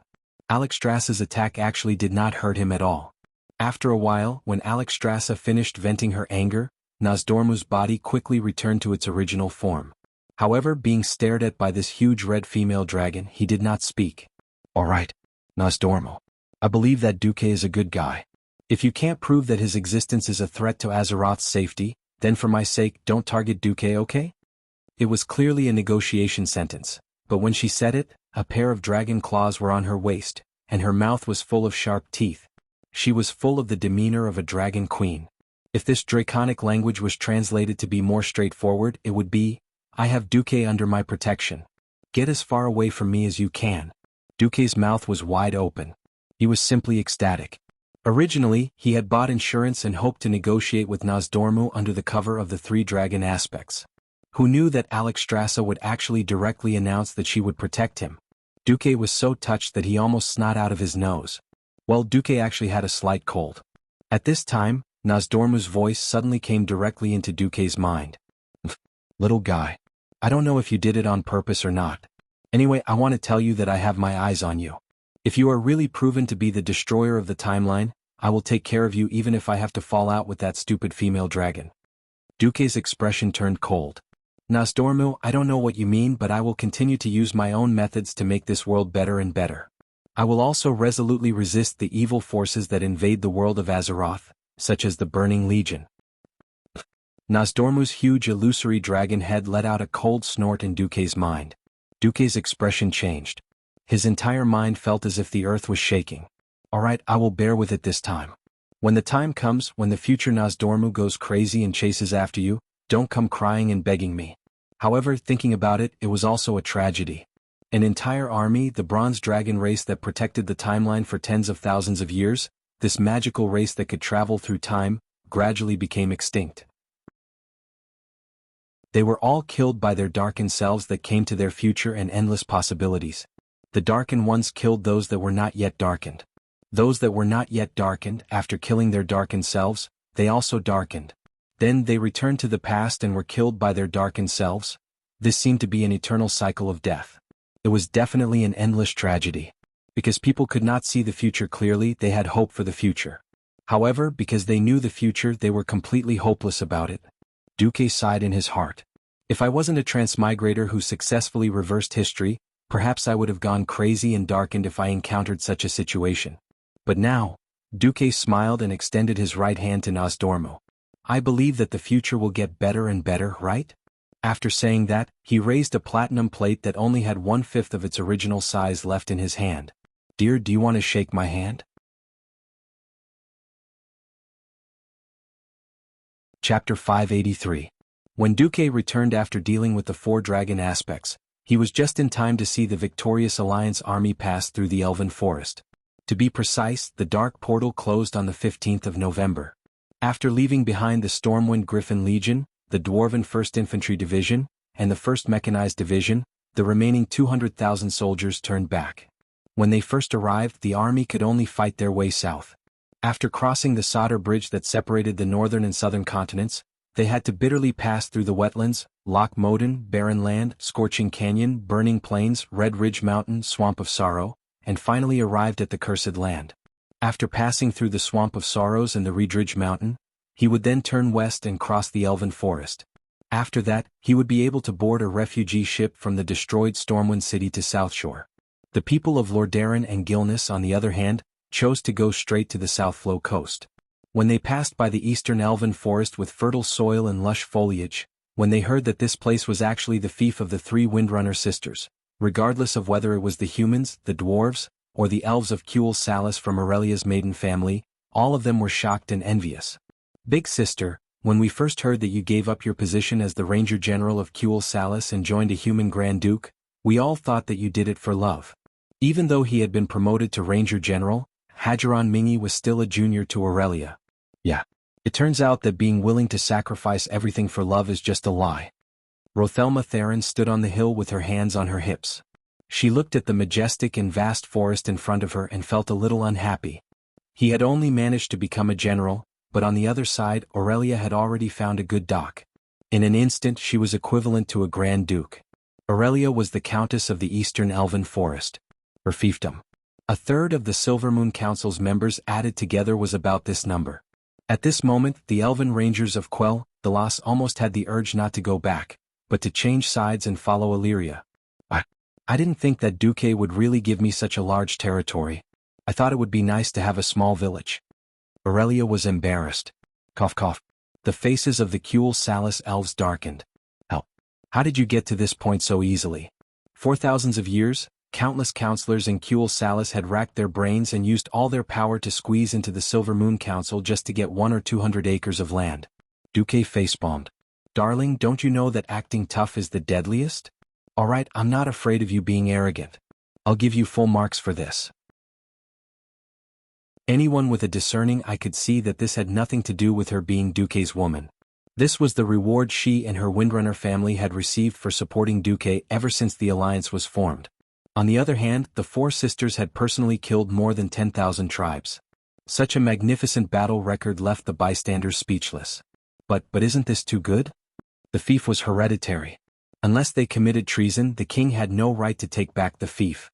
To put it bluntly, in 100 years, when the royal family weakened and wanted to become an independent country, the royal family wouldn't be able to say no. Of course, no one knew that Lang and Anduin had made the decision to let Duque be independent even if he wanted to. Every elf had an envious look in their eyes. Without comparison there would be no harm. Looking at Aurelia's fief of more than 10,000 square kilometers, the Rangers of Kuel Salis all suffered more than 10,000 points of psychological damage. No, please allow me to record a video with a magic crystal. I'm going back to teach those fellows from the Silver Moon Council a lesson. Hadgeron Brightwing announced his plan wickedly. There was laughter on the spot. Be careful that the Silver Moon Council doesn't find trouble with you in the future, Roselma teased. If you're so capable, tell Kuel Salis to abolish the Rangers in the future. Hadgeron said stubbornly. All good things must come to an end. After learning that Duque and Aurelia were going to stay in their fief for the time being and not go back with the rest, Hadgeron and Roselma both looked slightly sad. Glancing at Sasha and the others, Hadgeron asked, Big sis, will you all come to the victory ceremony at the end of next month? Of course. As Aurelia answered calmly, she gently held onto Duque's arm. This was a declaration of identity. She, the heroine recognized by the Alliance, would come.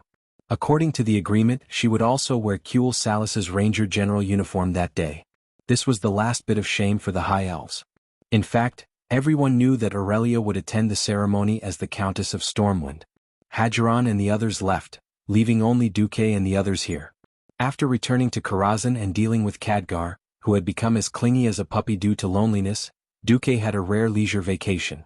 He could do some shameless things with Aurelia and Sasha from time to time. They had been at war for almost 2 years. During the war, the future of the entire alliance was on their shoulders. There was no way they could relax. Now that they finally had a break, Duque naturally took this opportunity to relax. To the politicians of the northern kingdoms, what they were most worried about did not happen. Duque, the most influential person in the entire alliance, did not seem to have any plans to interfere with the situation in the north. Country bumpkins will always be country bumpkins. He's probably so happy that he's forgotten who he is after seeing his huge fief. But that's fine. Many politicians thought the same. Then, on the 30th of November, an unexpected messenger came to visit. The messenger was Alucia's mother, Janice Barov. "Welcome, Lady Janice. It's a pleasure to meet you, Duque." Thanks to the Barov family's help when the Stormwind refugees first arrived in South Sea Town, as well as their conversation, the two of them were not so distant. She seemed to know that Duque was not the kind of politician who liked to beat around the bush, and also knew that the family's thoughts could not be hidden from this terrifying young man in front of her. After some small talk, Lady Janice went straight to the point. Janice took a sip of black tea. She was slightly surprised that she could drink such authentic Lordaeron black tea in Stormwind, which had just started to rebuild. "Duque, do you know the situation in the north now? Tyrrhenas is likely to use this victory ceremony as an opportunity to find a way to get his hands on Alterac." Duque smiled slightly. "Are you talking about Lord Davor Prister?"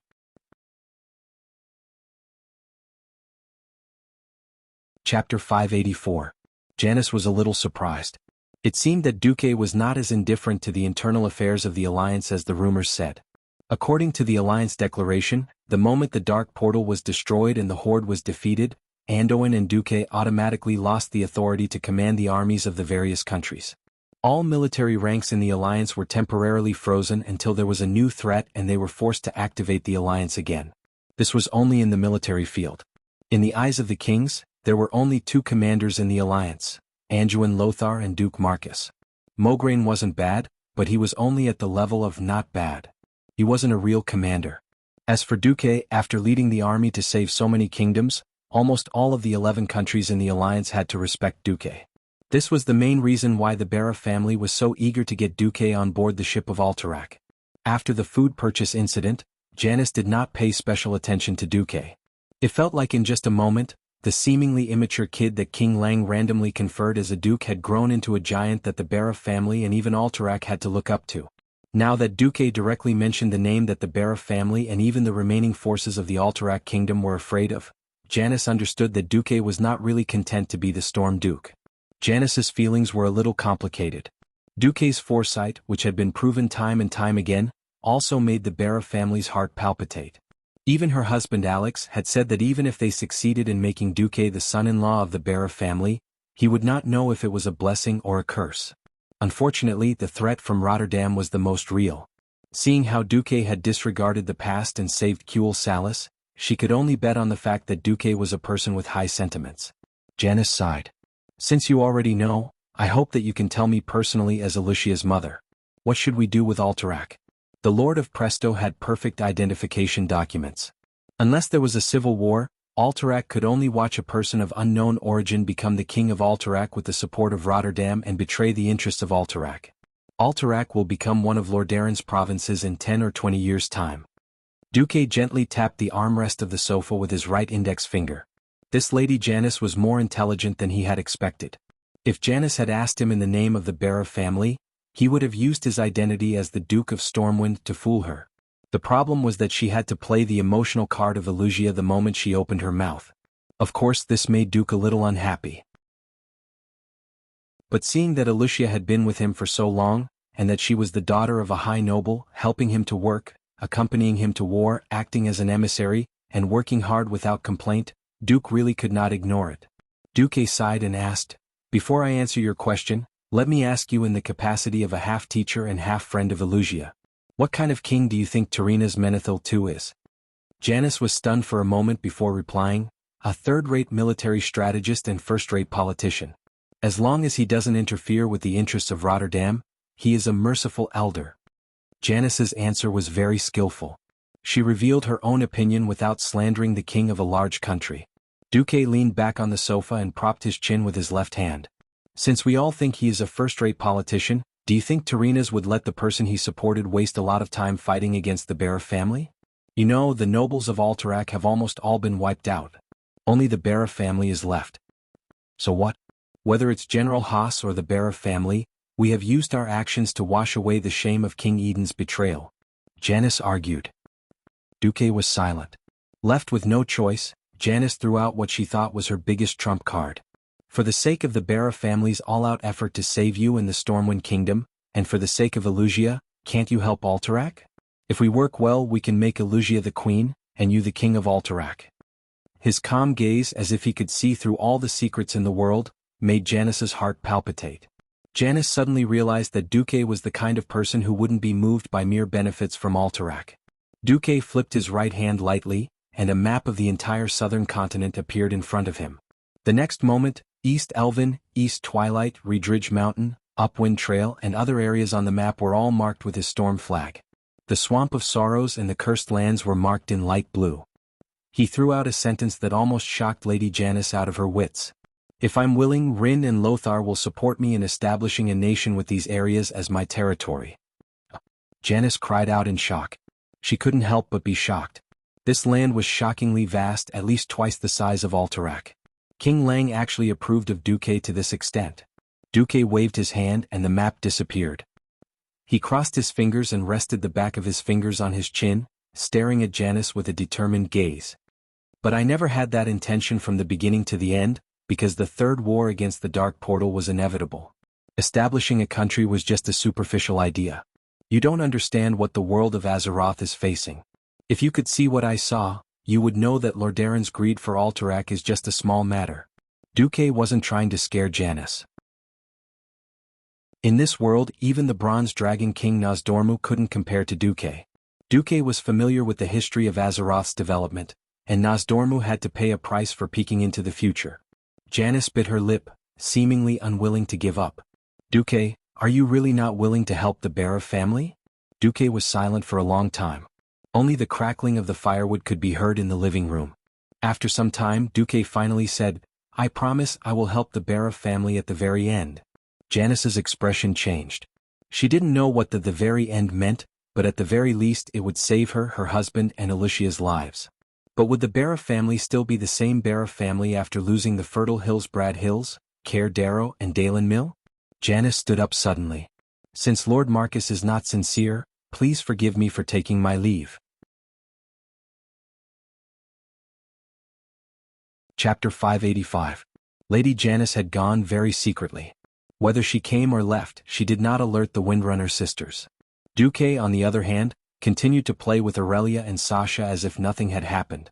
That was until mid-December, when Duque found a hot spring by the Windwalker Lake and saw Aurelia and Sasha wrapped in a bath towel.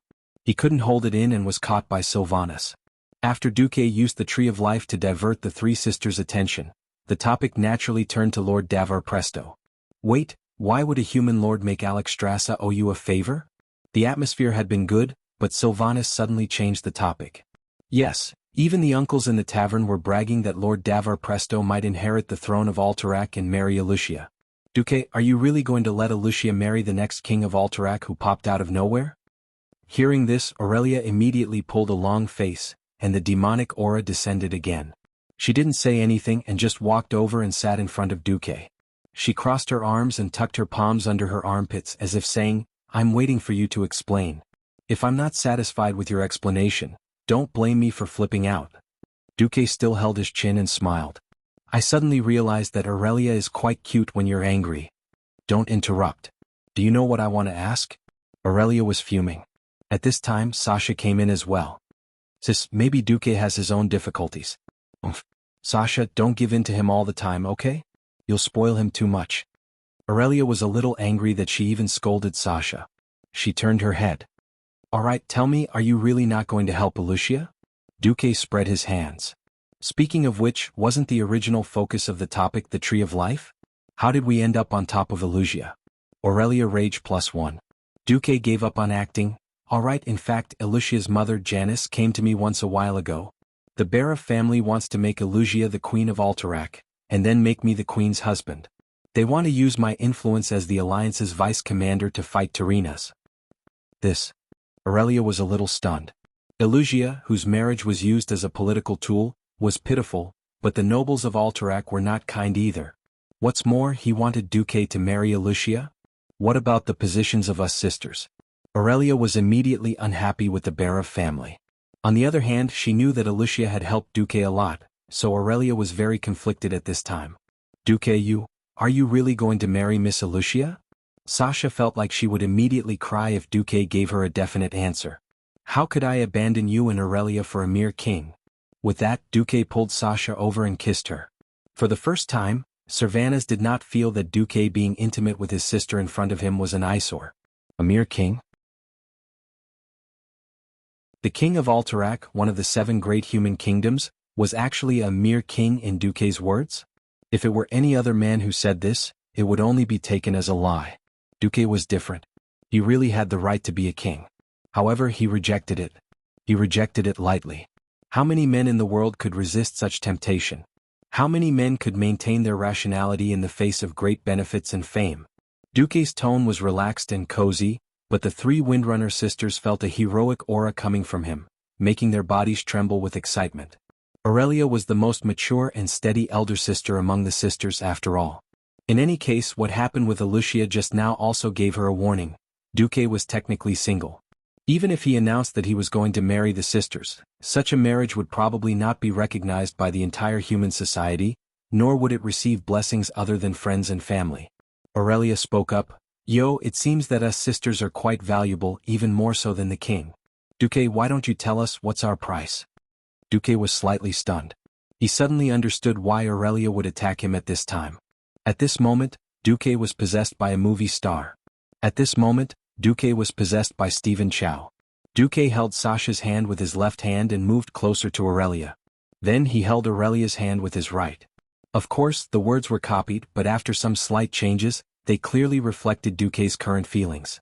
Duque looked at the 2 beauties who looked alike, and raised his head 45 degrees to the sky, deeply in love. Right now there are 2 sincere loves in front of me, and I have decided to cherish them. Because I am afraid that if I lose them, it will be too late for me to regret it. This is the most painful thing in the world. If the goddess of fate forces me to use weight to weigh these 2 loves, then on the other side of the scale, I will put the entire planet Azeroth on the other side. If I have to add a time limit to these 2 loves, I hope it will be 10,000 years. There was no Stephen Chow in this world. Naturally, no one would have heard the original version of the love declaration, and no one would have been touched by the popular and widespread. Aurelia was stunned. Servanas was stunned. Sasha was stunned. The 3 Windrunner sisters all froze on the spot as if they had been petrified. They forgot to breathe. They forgot about time. They forgot about the world. How much does a girl want her love to be? Let me ask you, is half of the world of Azeroth enough? How long is a love's time limit? Let me ask you, is a lifetime of 10,000 years enough? If one were to say that she had left her homeland for Duque, and Duque had given her land in return, it would only be to shut people's mouths. In reality, it wouldn't bring Aurelia any satisfaction. But this time, Duque's vow really touched Aurelia's soul. At this moment, whether it was Aurelia or Sasha, they both felt that even if Duque was lying to them, they would be willing to die for it. Moreover, Duque's eyes were filled with sincerity. Suddenly, a bean-sized tear rolled down Aurelia's elegant face. Yes, Aurelia was crying. Sasha was crying as well. Servanas was crying as well. Eldest and 3rd sister were crying on Duque's chest, while 2nd sister was crying on eldest sister's back. Chapter 586. To be honest, Duque thought of himself as a selfish person. If he had to sacrifice Aurelia to save the world of Azeroth, Duque would never do it. From the beginning to the end he became a hero, just so that he would not become a zombie, and so that he could live a better life. Of course, it was purely because Duque did not mind saving the world while protecting himself. That was why Duque became the hero of the Alliance. When the 3 sisters finally stopped crying, Duque comforted them. Don't think too much. Regardless of whether it was Alucia's matter, the Bara family's matter, Alterac's matter, or even Davar Prester's matter, they could all be dealt with at the same time. Do you trust my ability to plan? Yes. The 3 sisters said in unison. Then leave it to me. Tarina's won't be able to last long. Let's just be happy and wait for the day of the victory ceremony to go watch the show. After a while, Duque was called away by his subordinate, Darnielle. Servana straightened up and said to her sister, Aurelia, didn't I suggest you to find a way to marry Duque officially? You rejected me back then. Yes. Servanas looked in the direction where Duque left and said thoughtfully, I didn't understand then. Now I do. Aurelia gently held her sister's hand. What do you understand? My good sister. The kingdom's marriage laws can only protect wealth and power but not love. For the high elves who live for tens of thousands of years, 100 years is like a blink of an eye for them. Live these 100 years to the fullest and don't leave any regrets. There's no need to care about anything else. Aurelia's face bloomed like a flower when she heard this. Sister, it's good that you understand. Servana smiled. I didn't really look forward to love, but now that I see you guys like this, I'm a little moved. Unfortunately, after seeing you and Duque, I suddenly realized that there really aren't any men in this world that can catch my eye. Second sister, actually, I don't mind. Before Sasha could finish, her lips were sealed by Servanaz's index finger. Even if you and Big Sis don't mind, I do. A person only has two hands, there is no more space beside him. With that said, Servanaz tidied up his clothes, wiped away his tears, and left in a carefree manner. At this moment, his eldest sister's voice suddenly came from behind. My good sister, I don't care which hero you're with, but you have to control yourself. It's almost time for Lothar to join the ranks of old men. Servanaz almost fell to the ground, unable to get up. Time passed until December 22nd. The 25th, 3 days later, was a very special day for both Duque the Transmigrator and the people of Azeroth in this world. This was because in the capital of the Rotterdam Alliance, Rotterdam City, there was going to be a grand victory ceremony to celebrate the Alliance's victory over the Horde. In the territories of the Alliance, because the news of the victory had long spread, many people traveled thousands of miles to Rotterdam City just to see the glory of the victorious soldiers, as well as to watch the ceremony that was about to be held. It was because of the joy of victory but also out of hatred for the Horde. After all, this was a full-scale war that engulfed the entire continent. The destruction and loss of lives caused by the war affected every city and every village in the territories of the humans, dwarves, and high elves. As the victory ceremony had been set at the end of November, the citizens of Rotterdam had been discussing it since early in the morning. Have you guys heard? There will be more than 200,000 soldiers from various countries participating in this victory ceremony. I heard that there are 30,000 orc captives alone. Will we be able to see orcs then? I've only seen lords raising taxes and conscription in the countryside. I've never seen what orcs look like. I heard from the nobles that as long as you dare and can afford it, you can buy an orc slave to chop trees for you. We also heard that there seems to be an election for the king of Alterac this time. The former king, Eden, was killed after betraying the Alliance. That human traitor Piranod. He deserved to die. All kinds of thoughts were intertwined. A storm hidden under the victory began to gather. On the 22nd, in front of the Storm Fortress in Stormwind City, Anduin Lothar waited for Duque and his party. After seeing Duque get down from the carriage, Anduin welcomed him warmly and gave Duque a big bear hug. Duque. Although your territory is also very important, you have to take care of me and Lang. There's so much to do here. Ahem. How many times have I said, don't be so forceful? The marshal forced Anduin to reveal a charming smile. This is my way of paying you back for being lazy. In the next moment, he saw Duque stretch out his hand into the carriage and help the Windrunner sisters down one by one. Even Anduin, the uncle, could not help but smile. Of course, he knew that it was etiquette for a man to let a woman help him down the carriage. He also knew that if it weren't for the many politicians in Stormwind watching, the Windrunner sisters would have jumped down the carriage themselves. But he was still a little envious. The noble and elegant Aurelia. The wild and untamed Sylvanas. Gentle as water, Sasha. The three Windrunner sisters, who were dressed to the nines, were first-class beauties even in the entire human world. Only the eldest and third sisters were confirmed to be in a relationship. There were rumors that Duque had all three sisters, leaving only the expressionless fourth sister. Welcome, ladies of the Windrunner family. The three sisters bowed together. After some small talk, Anduin smiled and said, well, Lang originally wanted to use your teleportation portal to go to Rotterdam for convenience. The journey back and forth for more than 40 days would definitely be a torture. But the ministers were against it and out of etiquette. Bolvar for Dragon stared at Anduin without showing any weakness. Please be careful with your words, Anduin. His Majesty is the most important person in Stormwind. Before there is proof that the teleportation portal is absolutely safe, this kind of reckless behavior is not allowed. Alright. I'm not the king. I can be lazy and use the teleportation portal, right? If there's a choice, I hope that you and Duque will be careful.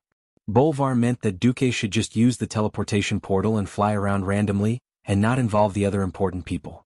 Duque smiled bitterly. After all, this was not the era where even soldiers were sent through the teleportation portal. It was useless to say anything now. Chapter 587. Anduin also knew that he could not win against Bolvar.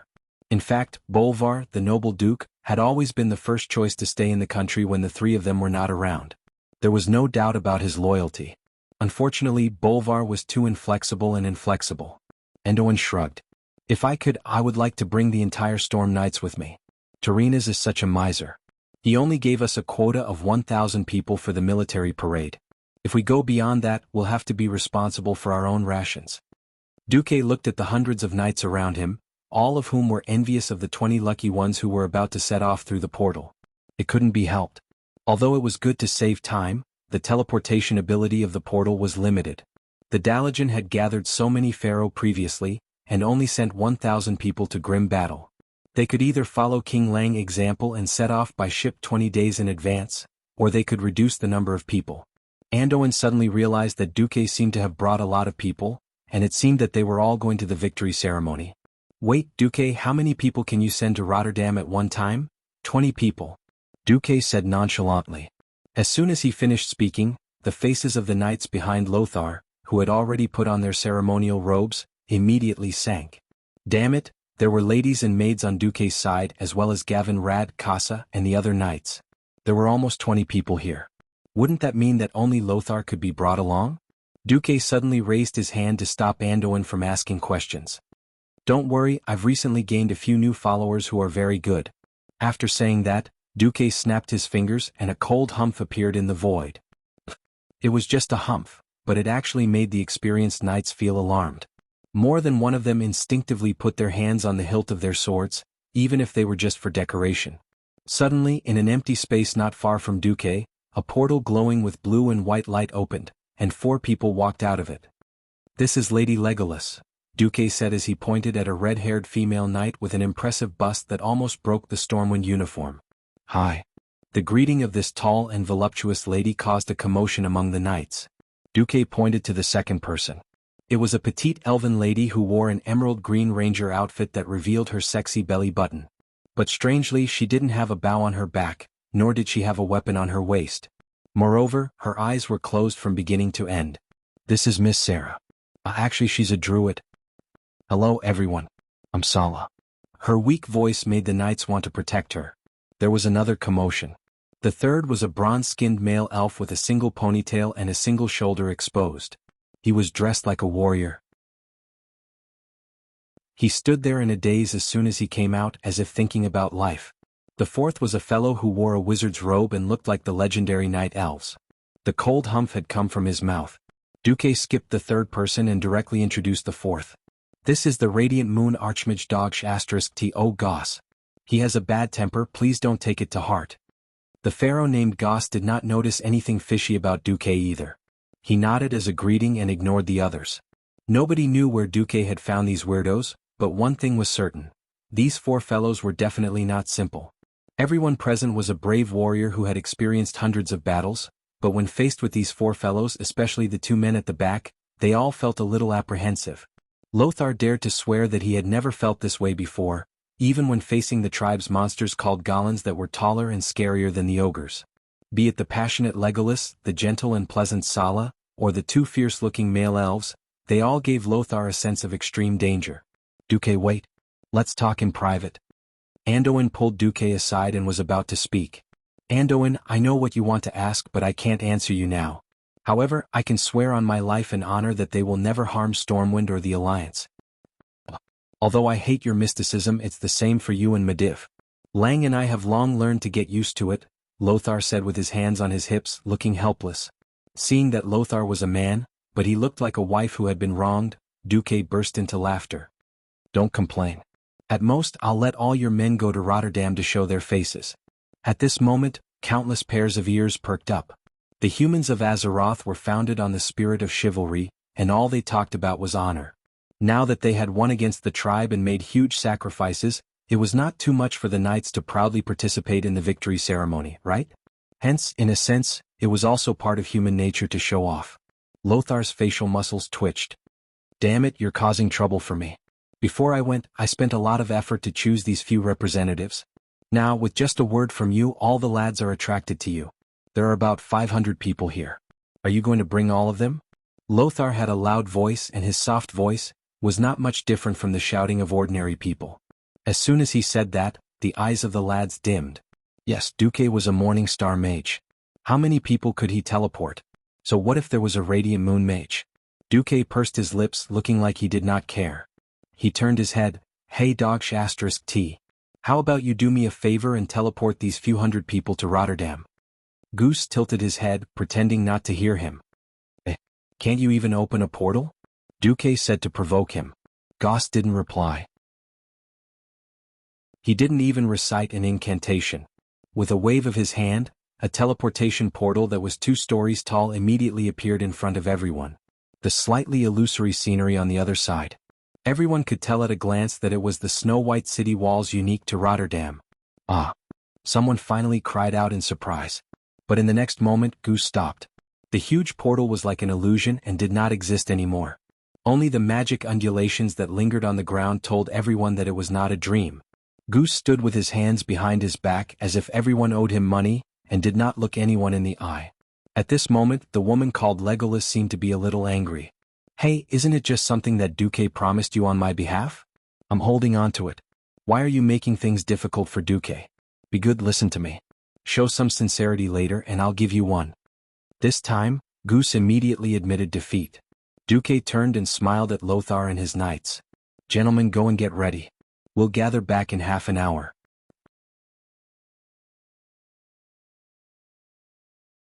Chapter 588. Located on the northern shore of Lordaeron Lake, the giant white city of Lordaeron was undoubtedly a very beautiful city. It was still a distance away from the Alterac Mountains. Looking from the west to the east, Rotterdam looked like a typical city with mountains on one side and water on the other. In the distance was a snow-capped mountain, on the right was a clear lake that would not freeze in winter, and on the left was a vast grassland. The atmosphere of the triumphant ceremony had already spread throughout the entire city. Since it hadn't truly been invaded, the few destroyed buildings had long since been perfectly repaired. There were colorful flags and beautiful ornaments that the Rotterdam kingdom had collected from all over the place. Not a single beggar could be seen on the street. These days, even when they were shopping, people were dressed in festive costumes. The people of Lordaeron regarded it as a disgrace to wear the same outfit for 2 days in a row. Due to the arrival of the dignitaries from various countries, as well as the gathering of a large number of high-ranking officers, the lingua franca with different accents could be heard everywhere in Rotterdam City. At the teleportation portal in the north of the city, the mages of the Rotterdam Kingdom who were in charge of the teleportation portal were a little bored. I heard that we'll only be busiest on the day of the victory ceremony. What? The Dalajan academic mages are not willing to waste a few days dealing with the nobles. They think it will reduce their time for experiments. Where's Master Antonidas? He and a few Kirin Tor counselors have already arrived. Where are the elves with their noses in the sky? We're here too. Then there shouldn't be any big shots, right? No, I heard that Sir Duke Marcus and Sir Lothar haven't arrived yet. Just as the 2 earth magicians on duty were chatting, one of them suddenly changed his expression. Wait, there is a teleportation request. Isn't it just a request? Where is it? Let me take a look. The mage came over. No problem. A teleportation request from Stormwind City. The password is correct, just open it. The first mage looked like he was about to cry. No, look at the mana required. My king of magic. Isn't Stormwind Sir Marcus the only one who can teleport? How could there be so much demand? There's a team of 100 Radiant Moon Magi? What should we do? Let's open a small one first. Let them send someone over to confirm. Wait, our magic array. Oh no, it opened by itself. While the mages of the Rotterdam Kingdom were in a frenzy, they were horrified to find that the magic crystal, which was supposed to release mana after they activated it, ignored their control and poured mana into the portal on its own. The valuable magic crystal dimmed at an alarming rate. Then, right in front of the group of Rotterdam mages, a huge teleportation portal opened on its own. If this were a time of war, this would be considered an invasion. A portal that was even larger and rounder than the one the Dalajan used to send 1,000-man assault team was opened. For a moment, the mages of the Rotterdam raised their staffs and prepared to fight. However, the 2 Stormwind knights that came out of the portal looked at each other in their most perfect posture and announced their names according to international etiquette. The Supreme Commander of the Lordaeron Alliance, His Excellency Anduin Lothar, and Deputy Commander Duke Marcus have arrived. Impeccable etiquette, officer, impeccable military posture. Just as more than 20 mages and hundreds of Rotterdam Kingdom's guards rushed over after hearing the news, 2 rows of tall horses came out in a single file. The Stormwind Royal Knights in formal attire spread out to the left and right as soon as they came out. They straightened their backs and unsheathed their swords. The tip of their swords faced the sky and their palms faced the lower abdomen, allowing the light swords to flash between their eyebrows. Yes, the standard appearance of a big shot. There seemed to be nothing wrong with it. However, every mage of the Rotterdam Kingdom felt as if they were going to spit blood on the wall. *CK. Which bastard is so extravagant to teleport horses here? Is your magic mentor a part-time warrior? Did anyone ever tell you that it takes 3 times as much mana to teleport a horse as it does to an adult? Even if the Stormwind Kingdom has money, don't drag the Rotterdam Kingdom down with you. The mages who were guarding the teleportation portal really had the urge to curse in front of everyone. That's right.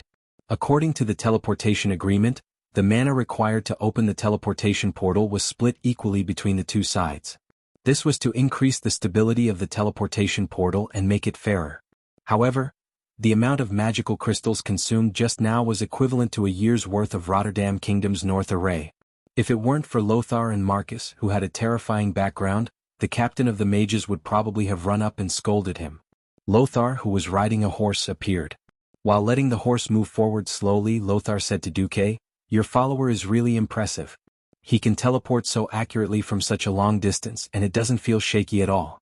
I still remember the first time Mediv played with teleportation. I vomited yesterday's dinner when he asked me to try it." Due to the fact that it was Storm who opened the teleportation portal on their own, the etiquette officer of the Rotterdam Kingdom ran over in a panic and said a bunch of welcoming words. However, Lothar noticed that the mages of the Rotterdam Kingdom looked as if their parents had died. "What's wrong with them?" Lothar asked Duque softly. "No, I guess they're heartbroken because the teleportation portal cost them too many magical crystals." Duque pursed his lips and then opened his palm. As if dismissing a beggar, he threw out a large pile of magical crystals from his storage bag. "I've just used up the magic crystals of the Rotterdam Kingdom. I'm sorry, these are for you. If there's more, just take it as a tip." Do you think the people of the Rotterdam Kingdom are poor people who have never seen the world?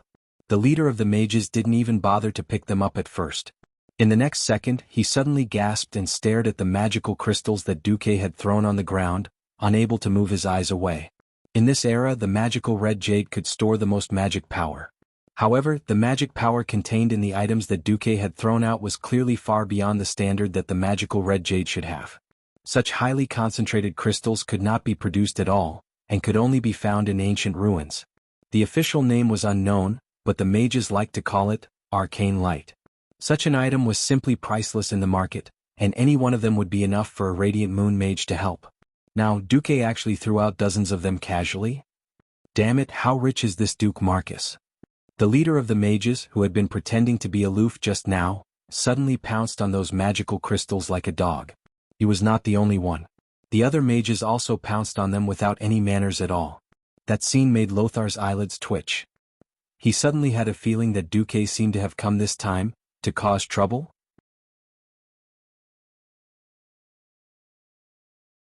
Chapter 589.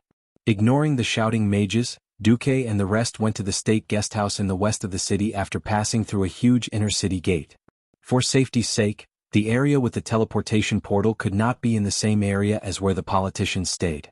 At this time, the mages of the Rotterdam Kingdom came to their senses. What the hell? How many people did Stormwind use the teleportation portal to come here?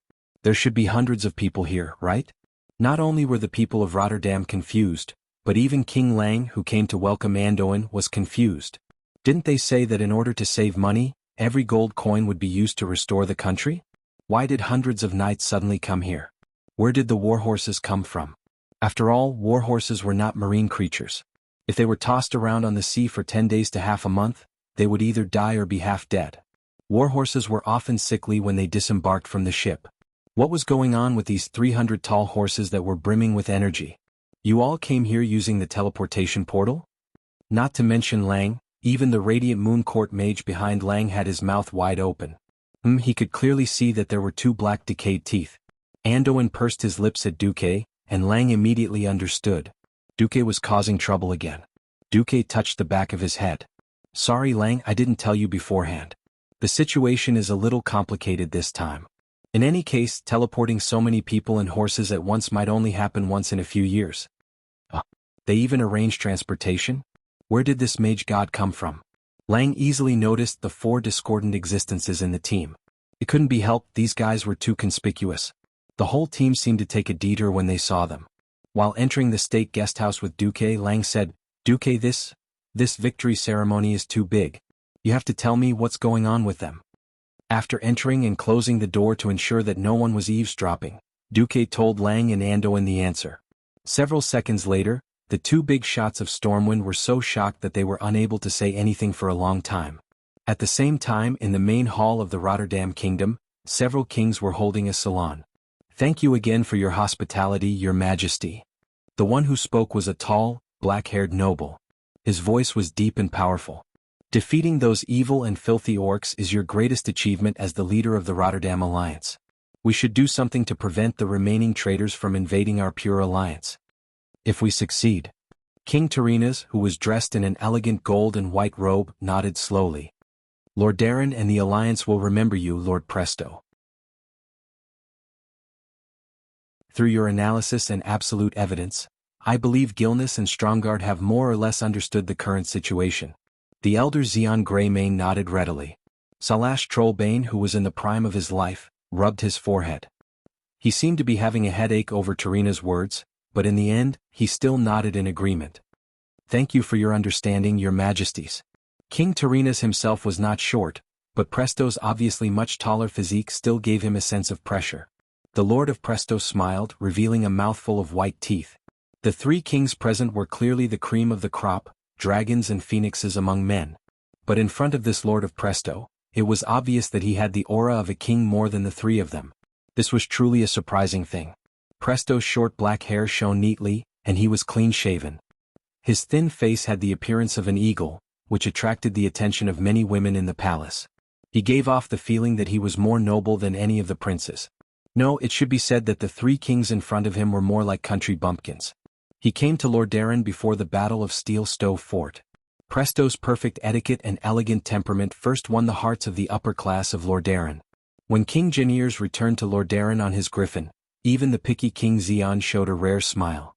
A few months ago, Presto was still an unknown young noble, but now he had become an influential figure. His political views made all the high nobles in the northern continent feel as if they had eaten a 1,000-year-old ginseng fruit. All the pores on their bodies felt refreshed. Look at this. First of all, since this was the Lord Darren Alliance, the victory ceremony must be held in the capital of Lord Darren. Otherwise, it would be blasphemy to the entire alliance. Every country in the alliance must send troops to participate in the victory ceremony. The number and type of troops will be decided by King Terenas. Every noble of Lord Darren was grinning from ear to ear at this point. Similarly, the surrender ceremony must also be held in Lord Darren. All the captives must be brought to Lord Darren for a parade before being distributed by Lord Darren. In fact, the people of Lord Darren can pick the strongest ones and use them to hold a grand gladiatorial tournament to attract spectators and earn back their money. The stronger ones will be thrown into the mines, and the weaker ones will be thrown to the allies. Especially Great Chief Orgrim, who had to personally kneel in front of King Terenas. All the warships of the Horde will be confiscated and distributed to Gilnis and Lord Darren according to the ratio of troops they sent out. Although the warships of the Horde looked poorly decorated, the strong keels and sturdy decks will definitely increase the standard of the navies of the 2 countries by 3 levels. Kuel Salis will continue to send out the rangers to help Lord Darren clear out the remaining orcs in the Tirisful woodlands. Other than that, there were also other minor conditions. The reality now was that almost all of the 11 countries in the alliance had suffered greatly in the war. Even if they wanted to, they would not be able to get anything out of them. However, these measures that did not have much practical meaning could greatly satisfy the vanity of the people of Lord Darren, and even the people of Gilnis and Stormgard.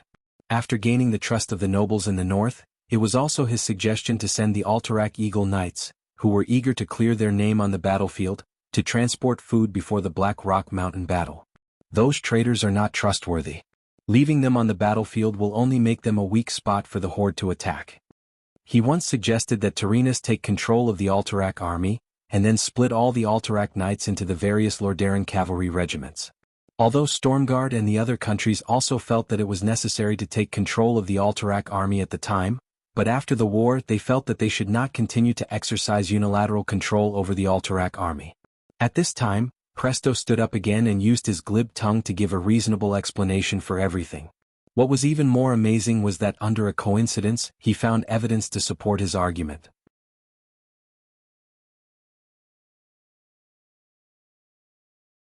Chapter 590. On this day, King Tarina's Menethil II, who was growing old and fat by the day, made a decision that shocked even himself after careful consideration. This decision was so important that he even ignored the news of Duque's high-profile appearance. No, to be precise, he instinctively refused to listen to any news about Duque. Every time Duque appeared, it was equivalent to stealing the limelight from Lord Darren. After carefully confirming that the cards in his hand were all indestructible, and that Duque would not be able to shake them, Tarina's ignored Duque. For the past 3 days, Duque had been living a comfortable life. As soon as Legolas and the other 3 arrived at the Rotterdam Kingdom, they opened the teleportation portal and left after entering the state guesthouse. They would not return until the morning of the 25th. The 3 Windrunner sisters were the same. They went to Alterac Mountain to play. Duque, on the other hand, was either bragging to Kale, that's drinking with Magni Bronzebeard while talking about high-mobility combat, or discussing with Kudrin Wildhammer about the Angerman Slalom and the energy theory of aerial combat. These 3 days, Duque basically drank until dawn, then slept soundly, woke up in the afternoon, and then had banquets, dances and cocktail parties. He did not seem to know that in Lordaeron, there was a girl whose fate was bound, staring in the direction of the guesthouse with a sad expression. 3 nights in a row nothing happened. On the night of the 24th, the girl once again looked in the direction of Duque. Duque seemed to have drunk too much and unconsciously walked out of the balcony. He should have been satisfied. But for some reason the girl prayed for more. Prayed that Duque could hear her, prayed that he could hear her prayers. A miracle happened. A beautiful rose appeared in Duque's hand as if he was performing a magic trick. It was an ice and snow rose made of pure magic. In the dark, the rose was so crystal clear, so dazzling, but because of the angle between the trees, it could only be seen from the girl's direction. The girl almost doubted her eyes. She rushed into the room and took out a telescope. That's right. That rose, which should have been unique in the world, did not disappear. Duque seemed to have sensed the girl's gaze, and the smile on his face did not disappear. She had been imprisoned and under the strictest surveillance. She couldn't even send out a note or a magic message. How did he know? No, everything was no longer important. Through the binoculars, she read Duque's lips. Duque only said 2 words. At this moment, tears suddenly flowed down her beautiful face like a dam that had collapsed, and they flowed down her beautiful face. He remembers. He still remembers. That night, no one else knew about this little episode. In the blink of an eye, it was December 25th. It was a day that the entire alliance would remember. Unfortunately, the grander the day, the more problems there were. Why did you cancel our victorious return formation? We can accept to appear in any position, but what right do you have to revoke our right to participate in the victory ceremony? In the temporary military camp outside the city, General Haas of Alterac couldn't help but roar at the ceremonial officer from Lordaeron, Count Frankie. Behind him was a team of 300 royal guards. Count Frankie didn't mind Haas's anger at all. Your king Eden Pyrenod betrayed the alliance. Alterac is already a disgrace to the alliance. We allowed you to participate in the war just to let you atone for your crimes and wash away your shame. Now we're holding a victory ceremony to welcome the heroes of the alliance. You sinners have the nerve to stand side by side with the heroes? King Pyrenod is a traitor. We admit it too. But our Eagle Knights, from the beginning of the war to the end, we lost 80% of our people. It's good to be cannon fodder. It's good to charge back at the charging horde. We gritted our teeth and persevered. We thought we've used our achievement points to wash away the shame on us. It was already agreed that we could participate in the ceremony. Why did you suddenly say we can't? Haas's chest rose and fell rapidly. His weather-beaten cheeks were covered in tears. The quarrel here even alarmed the armies of other countries. What happened? It seems that Lordaeron suddenly doesn't want Alterac's troops to participate in the victory ceremony. They're already here. Aren't they messing with us? The soldiers of the various countries discussed, but no one dared to step forward. After all, it was the capital of the Rotterdam Kingdom, which was the strongest among the alliance countries. Today was a big day for the Rotterdam Kingdom. How could they not give the alliance some face in the territory of the alliance? No one knew why the Rotterdam suddenly wanted to target Alterac. Even though everyone sympathized with the troops that had been fighting on the front lines of the alliance, no one dared to stand up for them before they could figure out the situation. At this time, two unexpected big shots appeared. The alliance commander Anduin Lothar. The alliance deputy commander Duke Marcus. The two actually came together. What happened? Lothar's trademark loud voice was very suitable for calming the situation. General Haas's first reaction was joy, but in the next moment his expression darkened again. The alliance army had been disbanded, and the armies now belonged to each country. They were just formally under the banner of the alliance. Were Lothar's words still useful? To be honest, after hearing Count Frankie's words, Lothar frowned deeply. This matter was not easy to handle. They were allies after all. To be honest, everyone had contributed to the fight against the orcs and shed blood. Why make things difficult for Alterac at this time? No matter how slow Lothar was, he instinctively smelled the smell of a political conspiracy. General Haas. Duque suddenly said, "Did you bring the armor you used before? I'm not talking about those things that are just for show." Haas quivered. He suddenly realized what Duke wanted to do. His voice trembled as he said, Yes, of course. Those are our real merits. Yes. Scars were the merits of a man. Duque said in a deep voice, "Put them on. We, the Knights of Stormwind, will wear them too." Haas couldn't believe his ears. He couldn't help but subconsciously look at Count Frankie of Rotterdam. Count Frankie screamed on the spot, and raised an extremely exquisite scroll in his hand. "Duke Marcus, what do you want?" This was a direct order from His Majesty Tyrrhena's Menethil II, and the order was here.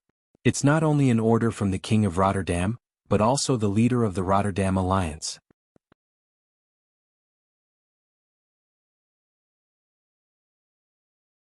Chapter 591. Hiss. As the sound faded, the surroundings became deathly silent. Tyrrhena's was trying to force the Alterac people into a dead end. Wasn't it just because Alterac made a mistake and let the horde in? Lordaeron did not fall in the end. Was there a need to hold such a grudge? To be honest, everyone felt that King Prianod's betrayal was very shameful.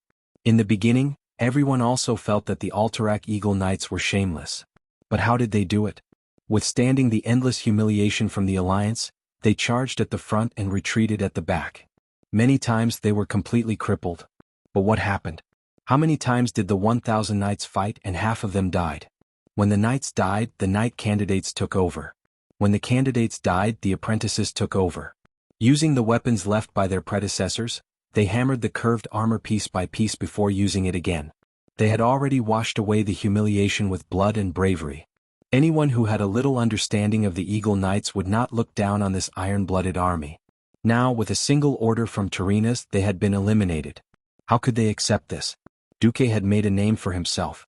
But now that the Alliance army had been disbanded, Duque was just a Grand Duke. As a lord of the southern continent, did he have to offend the strongest king in the northern continent? Daneth Trollbane peeked at Duque's ridiculously young face. He should not have had any hope, but he was still a little expectant. Muradin Bronzebeard and Cudrin Wildhammer took a step forward, but were pulled back by Magni Bronzebeard, one in each hand. He is Duque. It was very simple, he was Duque. That magical Duque. Since the Alliance was formed, he had created countless miracles, and had been coordinating with almost every deputy commander of the Alliance. If Duque really did not do anything, then his title of miracles would cry. That was what everyone thought, and that was what they all hoped for. At this time Duque smiled. His voice suddenly became loud and clear. Today is the Alliance's victory celebration. Today was not Lordaeron's victory celebration. You're just a dog that has never been on a battlefield and barks without the leash Tyrrhena's gave you. If you can understand human language, then get lost, or I'll make you get lost. As his words fell, the entire world was shocked. How dare Duque? Duque really dared to do that? Almost every Alliance warrior who witnessed this scene stared at Duque with bulging eyes. The blood in his chest suddenly surged to the extreme. They didn't even dare to breathe, afraid that they would miss this historic moment. Duke Frankie was like a dog whose tail had been stepped on. He almost jumped up. "Duke Marcus, you're just a duke. How dare you disobey His Majesty Tyrrhena's Menethil II's order? Are you done?" Duque smiled and gestured to Lothar not to stop him. Lothar lowered his head and held his forehead. "All right, I hope you really know what you're doing." The next moment there was a loud slap. A hard slap landed on Count Frankie's oily face. It was called lightning, but that was only relatively speaking. Duque's attack was in slow motion to the warriors present. Duque was slow, but Frankie was even worse. It was like a snail being robbed by a tortoise and then reporting. Everything happened in the blink of an eye. He was too fast.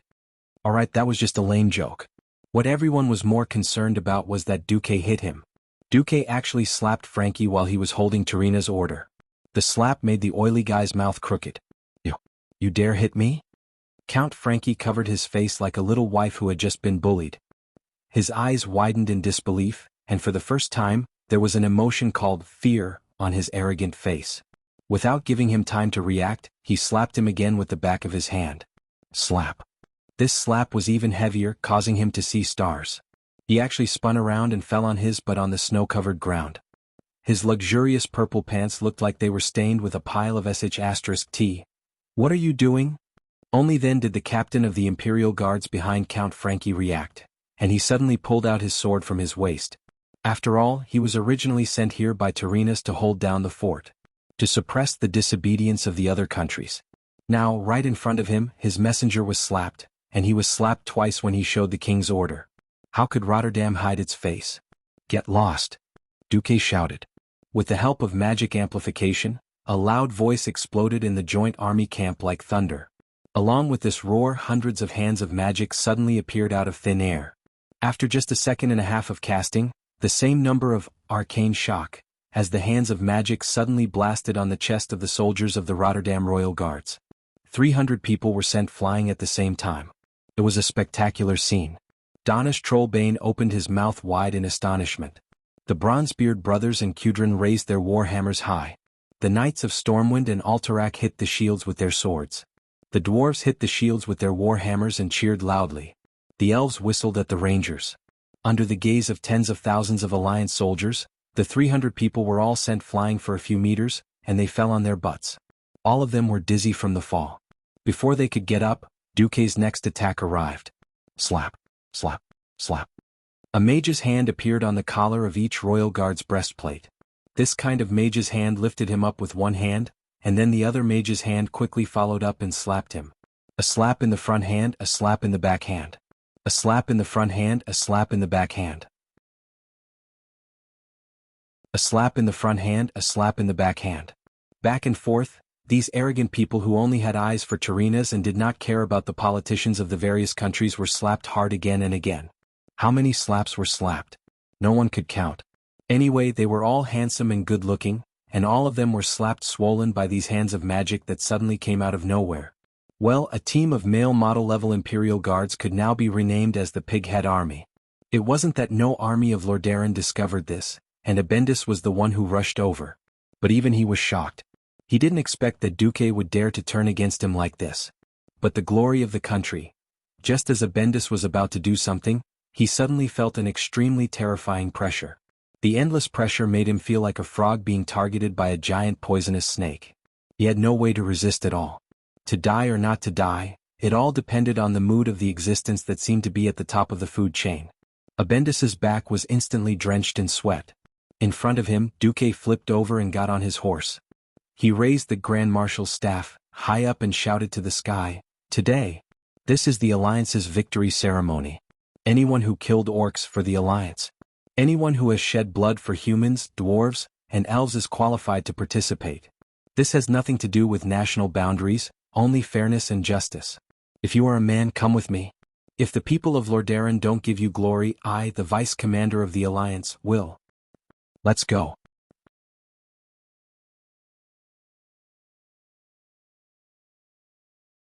Chapter 592.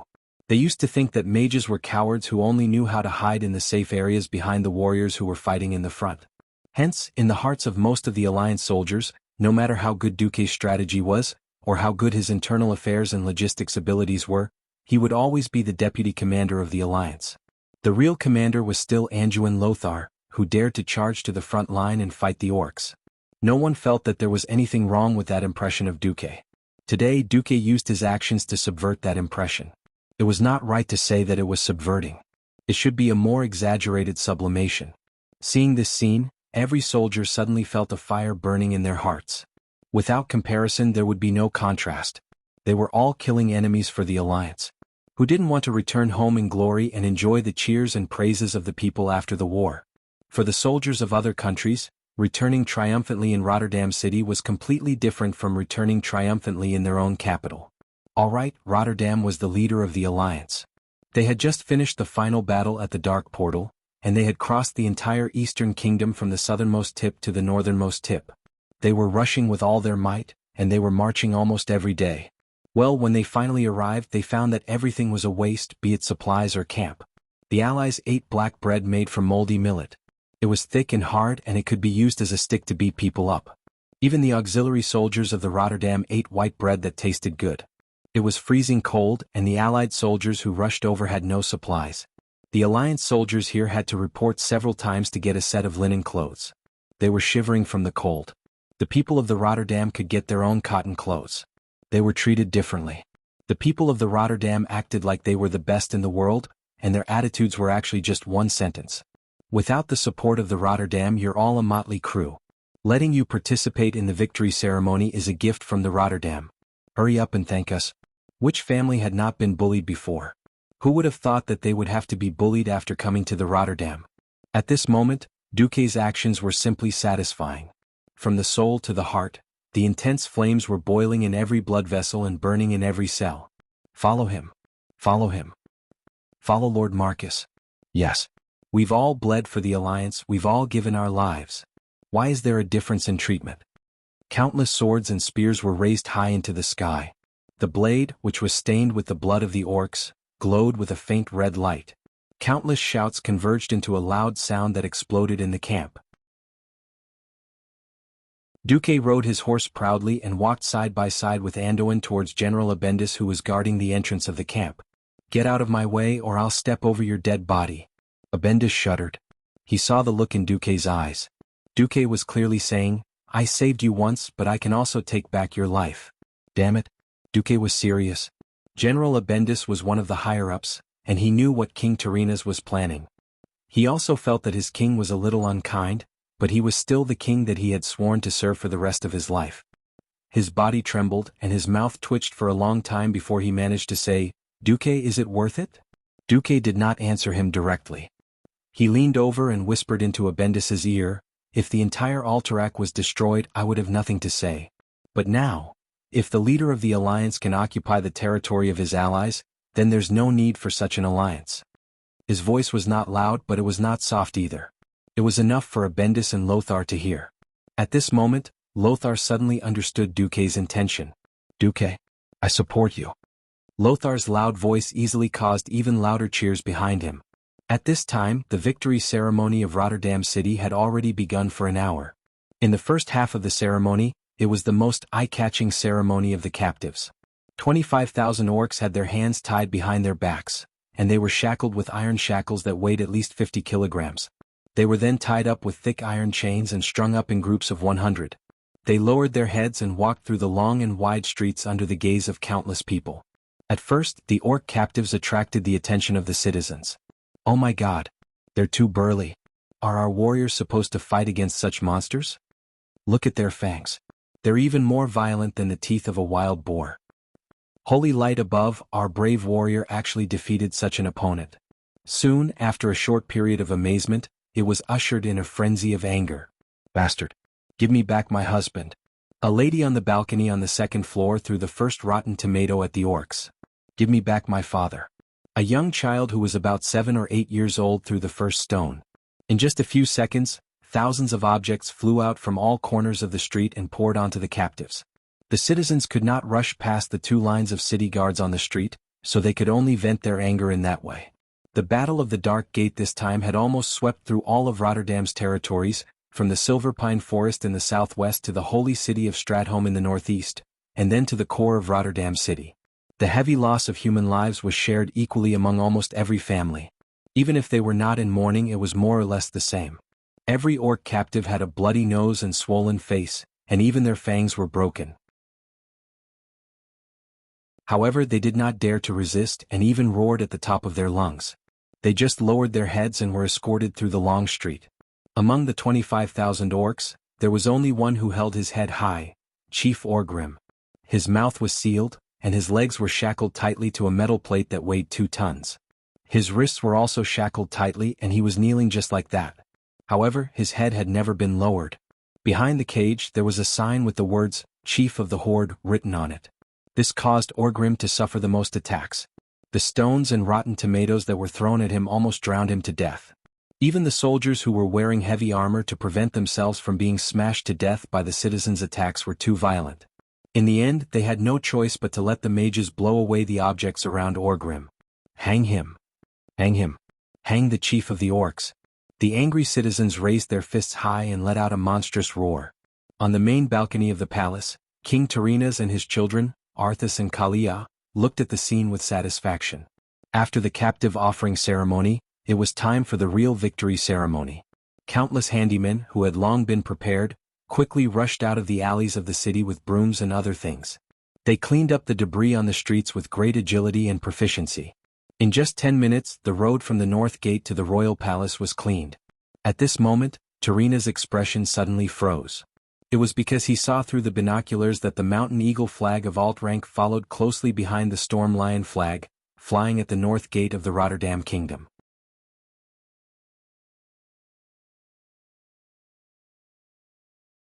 Chapter 593. Tarina's almost spat out a mouthful of blood on the white jade balcony railing. His script was perfect. If he wanted to take over Alterac, he could not make the Alterac people into war heroes. If he let the Eagle Knights attend the ceremony, it would be a hindrance to their next move. That useless Frankie. Didn't I give him the order? Tarina's almost wanted to order his men to hang the idiot who did not do his job well. It was too late now. They had already entered the battlefield. Were they supposed to let Mograine chase the Eagle Knights back? But, who let them in? What was Abendis doing? Wait, where did the horses in Stormwind come from? Tarina's trembled slightly. The Stormwind Knights had arrived. As the first kingdom to fight against the orcs, and also the first kingdom to be destroyed by the brutal horde, the Stormwind Knights were the first victorious team to enter the battlefield, which had a special meaning. This was out of the expectations of the people from Lordaeron and the people from other countries. What they saw was not a knight in shining armor, nor was it a majestic steed with well-groomed hair that was incomparably clean. They saw a large group of warriors who had returned from 100 battles. Even though it had been cleaned, bloodstains could still be seen on the armor. It was full of uneven marks, and there were even cracks caused by heavy weapons. Only a new piece of metal was embedded on it like a patch. Some of the knights' shields had obvious holes. That was the result of the troll throwing their spears. The sword was still sharp when it was pulled out. But upon closer inspection, one could see the unevenness on the blade. Those were the marks of the sword being polished again. The Alterac Eagle Knights were almost the same.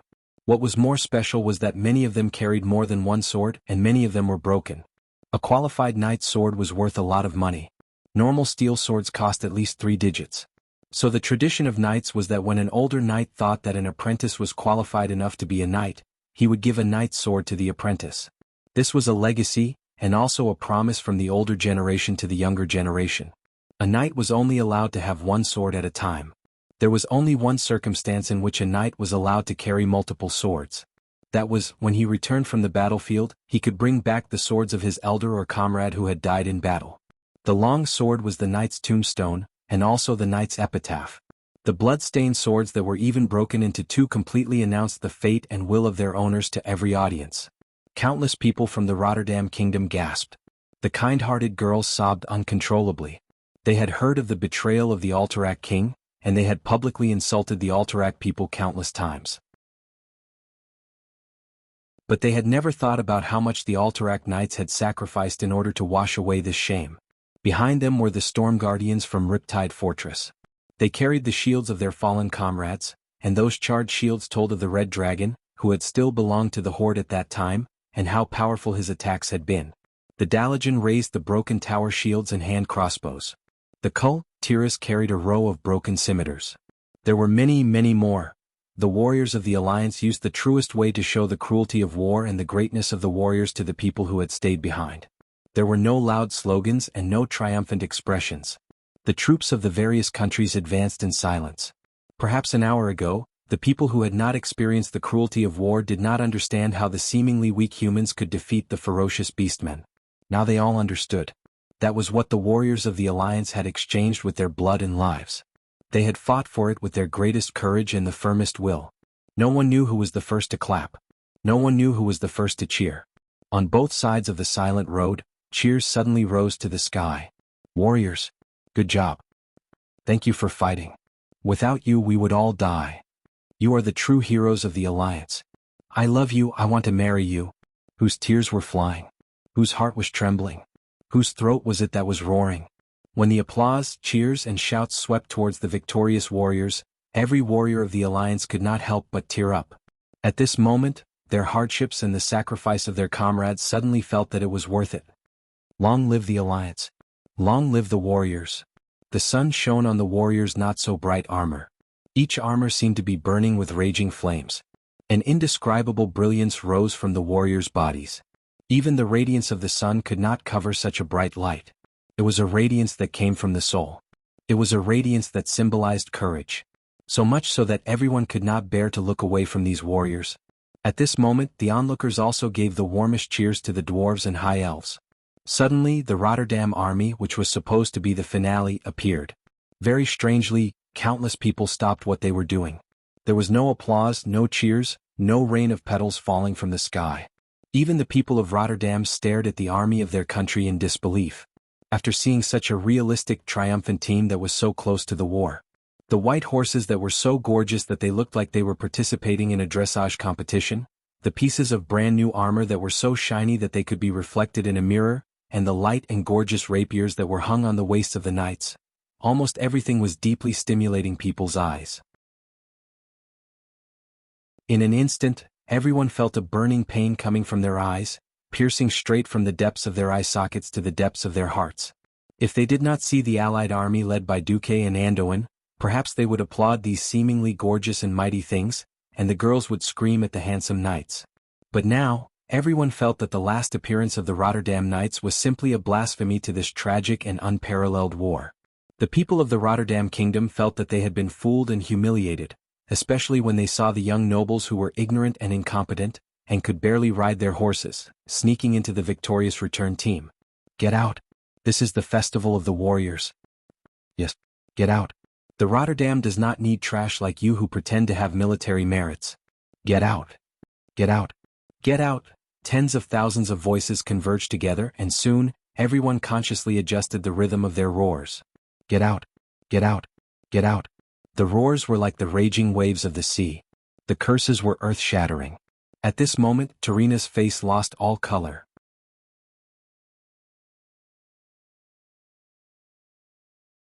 Chapter 594. What kind of hatred and resentment was there for the people of their own country to oppose the army of their own country? For a long time, the nobles of Lordaeron had lived a luxurious life, and had long forgotten the voice of the people. To them, the people were just wheat that would automatically grow every year. They had all kinds of responsibilities and obligations. They had to pay taxes to the nobles, provide labor for the nobles, and provide soldiers when the country was in danger. After more than 2,000 years of peace, the nobles had long forgotten that their ancestor was a warrior conferred by Emperor Saladin. This warrior's name was Lordan, and this warrior's son was called Menethil. Later on, Menethil named the land Thoradin the Great as Lordaeron, and Menethil became the royal family's surname. In that era where clans were the dominant force and there were no surnames, this was already a pioneering move. Suddenly being opposed by the seemingly docile people, not only Tarina's, but all the Lordaeron nobles around him were embarrassed. This is a pity, Zeon Greymane said. Jean Greymane said, it seems that someone down there has mistaken the difference between a triumphant return and a grand parade. Of course, Tarina's did not know that this proud and aloof King Gilneas, who seemed like a standard politician, would one day become the most reliable ally of the Alliance. He only knew that Zeon was taking advantage of the situation. That's right. After Lord Presto appeared and presented the evidence, Zeon secretly offered to support a nephew of Presto. Zeon secretly offered to support a so-called nephew of Prianod's, who could not have been more distant, but Tarina's rejected him cruelly. Now everything was different. Looking at Anduin Lothar and Duke Marcus at the front of the victorious team, Tarina's knew that all of this had something to do with them. If he did not do anything, it would not look good during the throne meeting, even if he forcefully passed the resolution. I'm getting old. I want to rest before the triumphant return to the palace. Why don't we all rest in the side hall? Everyone knew that Tyrrhenus could stand from dawn to dusk if the situation was favorable.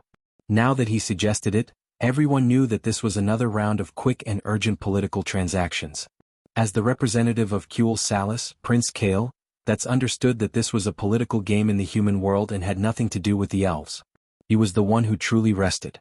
Lang and Dahlan looked at each other and saw the worry in each other's eyes. Now that Tyrrhenus was taking advantage of his old age, he could not allow the old king to rest, could he? Lang and the other two nodded quietly to each other. They were going to meet up later. All of a sudden, the balcony of the palace that was more than 100 square meters became empty. Not a single king was paying attention to the victorious procession that would begin to arrive at the square in front of the palace in 20 minutes. In the side palace, Tyrrhenus pushed open the huge golden door. The magnificent murals on the wall had always been his greatest pride and joy. Unfortunately, he was not in the mood to appreciate them now. The first to meet was naturally Jean. Xion was extremely greedy towards Tyrrhenus, but because of that, he was the easiest to convince. Yo, Tyrrhenus, it seems that little Duque has given you quite a bit of trouble. It's just trouble, Tyrrhenus said with a cold expression. Tell me, what do you want in order to support Pristos? I want the Hillsbrad Plains, the Jasper Mine, Tobalad Island and the western coast next to South Shore. He knew that Jean would ask for a lot, but he did not expect him to be so greedy. He took away more than half of the essence of Hillsbrad in one go. The Hillsbrad Plains had been reclaimed by the refugees of Stormwind. Now, everyone knew that it was a rich and fertile land. The refugees would all be evacuated next year. With the support of this fertile land, Gilnea's power would increase explosively in the next 20 years. Tyrrhenus said with a pained expression, all right. The second to meet was King Salas Trollbane of Stormguard. Tyrrhenus spoke first. Salas, you must support Lord Pristos this time. I can give you Terran Mill and South Shore. Salas sat in his luxurious chair like a statue. After a long while he shook his head and said, maybe their king and lord are guilty, but the people of Riptide Castle can't take Alterax's land. It's a blasphemy to our brave warriors. Tyrrhenus panicked when he heard Salas' words. Among the 6 human kingdoms, Kurtiras and Stormwind, who were outsiders, would vote against him. He needed at least 4 votes from the throne to make things look good. Who would have thought that Salas would reject him? Yes, that's right, Tyrrhenus' plan was to take Lordaeron's land for himself. Now that Salas was involved, he refused to play. How could he do that? Tyrrhenus' face darkened. Think about it, Salas. Your land has already become a wasteland. Even your food for the winter is provided by Lordaeron. You can be noble, but can you bear to see your people starve to death? The earthy highlands do not have much food to begin with. Salas' expression changed. Tyrrhenus was threatening him with food. South of Stromgard was the dwarves' territory. Whether it was the wetlands or Loch Moden, the dwarves barely had enough food for themselves. Other than Hillsbrad in the west, there was no other way out of the earthy highlands. If Alterac, controlled by Lordaeron, blocked the way out, then hundreds of thousands of people would starve to death. To restore Earthy's food production, his advisors told him that it would take at least 3 years. Moreover, he still had to rebuild Riptide Castle, which had been destroyed by the dragon. Salas lowered his head deeply, as if burying his head between his knees. I don't want the territory.